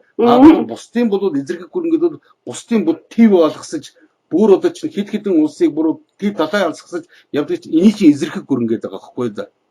Тэгэхээс бол одоо чинь одоо юу гэдгийг ямар нэгэн одоо чинь хураа газрын бол одоо эзэнт гүрэн байдаг чинь тэр бол өөрийнх нь нутаг дэвсгэрт одоо чинь өөрийгөө бол яг аваад явчих чадахгүй. Одоо юу гэдгийг нэг одоо чинь нэг боломжийн бол гэр бүл байдаг гэх чинь бол тэр хүн одоо өнчин өрөөсөн хүүхдүүдийг ч юм уу эсвэл бол одоо чинь хүмүүсийг аваад явдаг иймд одоо чинь юу байдаг шүү дээ тэр хүмүүс тийм биз дээ. Ийм одоо чинь амьдралын бол одоо чинь одоо үеийн философитой ийм бол амьдралын бол үнэт зүйлтэй тийм усуд байдаг. Тэрийг бид нар ярьдаг бол яг тэрнтэй адилхан бол мөн түүхэндлийнхаа янз бүрийн бол одоо байдлаар тэр усуудыг нэгтгэн авсан биш. Нэгтгэн аваад бол устгацсан бол одоо чинь одоо юу гэдгийг тэрийг бол эзэрхийг бодлого явуулж байна. Нэгтгэн аваад тэнд чинь бол сэхэтэн бий болгоод өөрийнх нь эдийн засгийг бол одоо юу гэдгийг эдийн засгийг бол хөгжүүлээд хүн ардынх нь амьдралын төвшинг бол яагаад тэр чинь зөвхөн өөрийнх нь бол нэг хэрэгцсэн байна. Тэд нар болох тэр чинь далай алгасаж ирчээд эндээс тоноо тэгээд ердөөсөө эндээс имийг ачаад эсвэл бол эндээс бол одоо эрх баригчдаар нь хулгайлуулсан бүх мөнгийг өөрийнх нь офшор руу авчиж илгэчихэж байгаа. Ийм л усуд байгаа. Энэ хоёр колон гэдэг өрлөд байдаг. Манайхан тэгээд одоо ярих их дуртай л та. Бид нар Оросын колон байсан. За тэгвэл нэг л жишээ авъя. Өнөөдөр Эрдэнэтийн уулын байжуулах үйлдвэрийг тойруулаад бүхэл бүтэн хот барьсан. Оросод зүйл толгойд тусын үед. Гэтэл өнөөдөр манай оюутлаа 5 цаг тэрний хэдэн сэндвичийн барганы хэдэн гэр хороолол байх шээ. Тэрийг өнөөдөр бүх юм нухаж дуусаад бүгдийн шороотой нурамтай утгаад тэд нар тэгэл зогтох байхгүй. Тэглэгүй яах юм. Монгол юу ч өгөхгүй байгаа байхгүй. Ямар ч Монголын төлөө гэсэн сэтгэл байхгүй. Нөгөө 3 дахь шүршийн бодлого энэ шүү дээ. Яг үнэн байхгүй. Энэ бол 3 дахь шүршийн. Энийг яагаад цээжээр хамгаалаад байгаа эднэр? Ярьдгүй. Юу хийсэн бэ гэдэг юм. Харин тэ. Солонгой би нэг юм зүйл санаад орж байна. Манай энэ улсууд их сонин санагдаад байна да. Өөрснийхөө мэддгүй юмыг байдгүй гэж боддог байхгүй юу та. Энэ дэлхийд тийм байдгүй тийм болдгоо гэж боддог байхгүй юу. Энэ бол өрдөөсөө энэ бол хүмүүсийн одоо чинь хамгийн гол нь тэгээд би чи түрүү басна хэлсэн асуудалтай холбогдож хүмүүс өөрснөө бол бодох одоо юу гэдэг юм бодож эргэцүүлж өөрөө бол өөрийнх нь бол толгоогоор өөрийнх нь тэр одоо юу гэдгийг юу гаргадаг байхгүй одоо жишээ нь тодорхой байр суурийг огт тусахгүй маш залхуу байхгүй юу. Тэгэхээр би одоо чинь түрүү чи асуултанд нэг хариулт бид нар бол яг тэр одоо чинь чамд тэгэж одоо санал тавьсан тэр улсууд яг адилхан байгаа. Биднийг хинт санхүүжүүлдэг. Бид бол зөвхөн бол Монгол улс үндэстний одоо жишээ нь Монгол улс үндэстнийг гадаадын одоо харийн одоо төрмгийлэгчдийн энэ бол саварт байна гэдгийг ийм бойр сурт. Тийм учраас бид нар бол улс үндэстнээ чөлөөлөх, улс үндэстнээ бол ард түмнээ бол одоо чинь энэ өрийн дарамтнаас гаргах, цаашлуул бол улс үндэстнээ хөгжүүлэх бас энэ байдлаараа энэ газар нутгийг, энэ ард түмнийг хамгаалж, хайрлж авч үлдэх гэсэн ийм зорилготой гэсэн сайн дураараа нэгдсэн хэсэг усуд байгаа шүү дээ. Тэгэхээс одоо бид нар шиг одоо юу гэдгийг тэд нар бидний харахтаа юу гэдгийг өөр нэг улсууд бол юу гэдгийг одоо өөр нэг улс ч юм уу өөр нэг байгууллага биднийг санхүүжүүлээд тэгээд тэдний имийг яриад байна гэж үгүй шүү дээ. Бид нар бол цэвэр өөрийнхөө ёс суртахуунаар ярьж байгаа байхгүй. Бид нар чинь би бол одоо чинь өөрийнхөө тэр бол бүх номнуудыг бол одоо ингээд юу гэдгийг орчуулаад хэвлүүлээд гэж манай ард түмэн энийг мэдэх хэрэгтэй байна. Хамгийн гол одоо жишээ нь нэг одоо юу гэдгийг нэг гол одоо юм бий л та одоо юу гэдгийг харамсмаар гэж хэлж болохгүй. Гэхдээ бол хамгийн гол нь бид нар тус тусдаа амьд үлдэх боломжгүй байхгүй байхгүй болно. Бид нар хамтдаа амьд үлдэх тийм л боломж байгаа. Учраас ингэж бид нар цаг чадал гаргаад ингээд учирлаад тайлбарлаад ингээд ойлгуулах гээд үзээд нь шүү дээ. А тэгсэн хэрнээ бол одоо чинь энийг бодохдоо зэрэг өшөө одоо юу гэдэг өөрөө ингэж ил гарч ирэхгүй мөртлөө бол энэ юуны цаанаас ингээд одоо чинь булангийн цаанаас угаацчихад зутцдаг тийм биз дээ. Ийм байж болох. Тэр бидний имийг бол одоо жишээ нь ямар нэгэн одоо бидний одоо тийм ярьж байгаа, бичиж байгаа энэ бүх юм дээр буруу зүйл байт юм бол тэд нар өөрснөө гаргаж ирээд өөрснийхөө тэр бол одоо юу гэдгийг тэр тайлбарлалыг хийж болно шүү дээ. А тэгэхэд хэрвээ бид нар бол одоо жишээ нь буруу байсан бол тэрийг хүлээж авах бэлэн байна. Бид нар ямар нэгэн бол одоо чинь энэс одоо чинь бид нар эцсийн одоо үнэн энэс үнэн байж болтгүй гэж хэлээгүй зүтэй солонго. Тийм учраас бол одоо бидний энэ яриад байгаа юмыг болох зэрэг одоо чинь интернет одоо бусад бол одоо албан ёсны их усруудээс нь өөрсдөө шалгах хэрэгтэй байхгүй юу? Өөрсдөө шалгаад бидний худлаа бурж ийн үгүй гэж байна.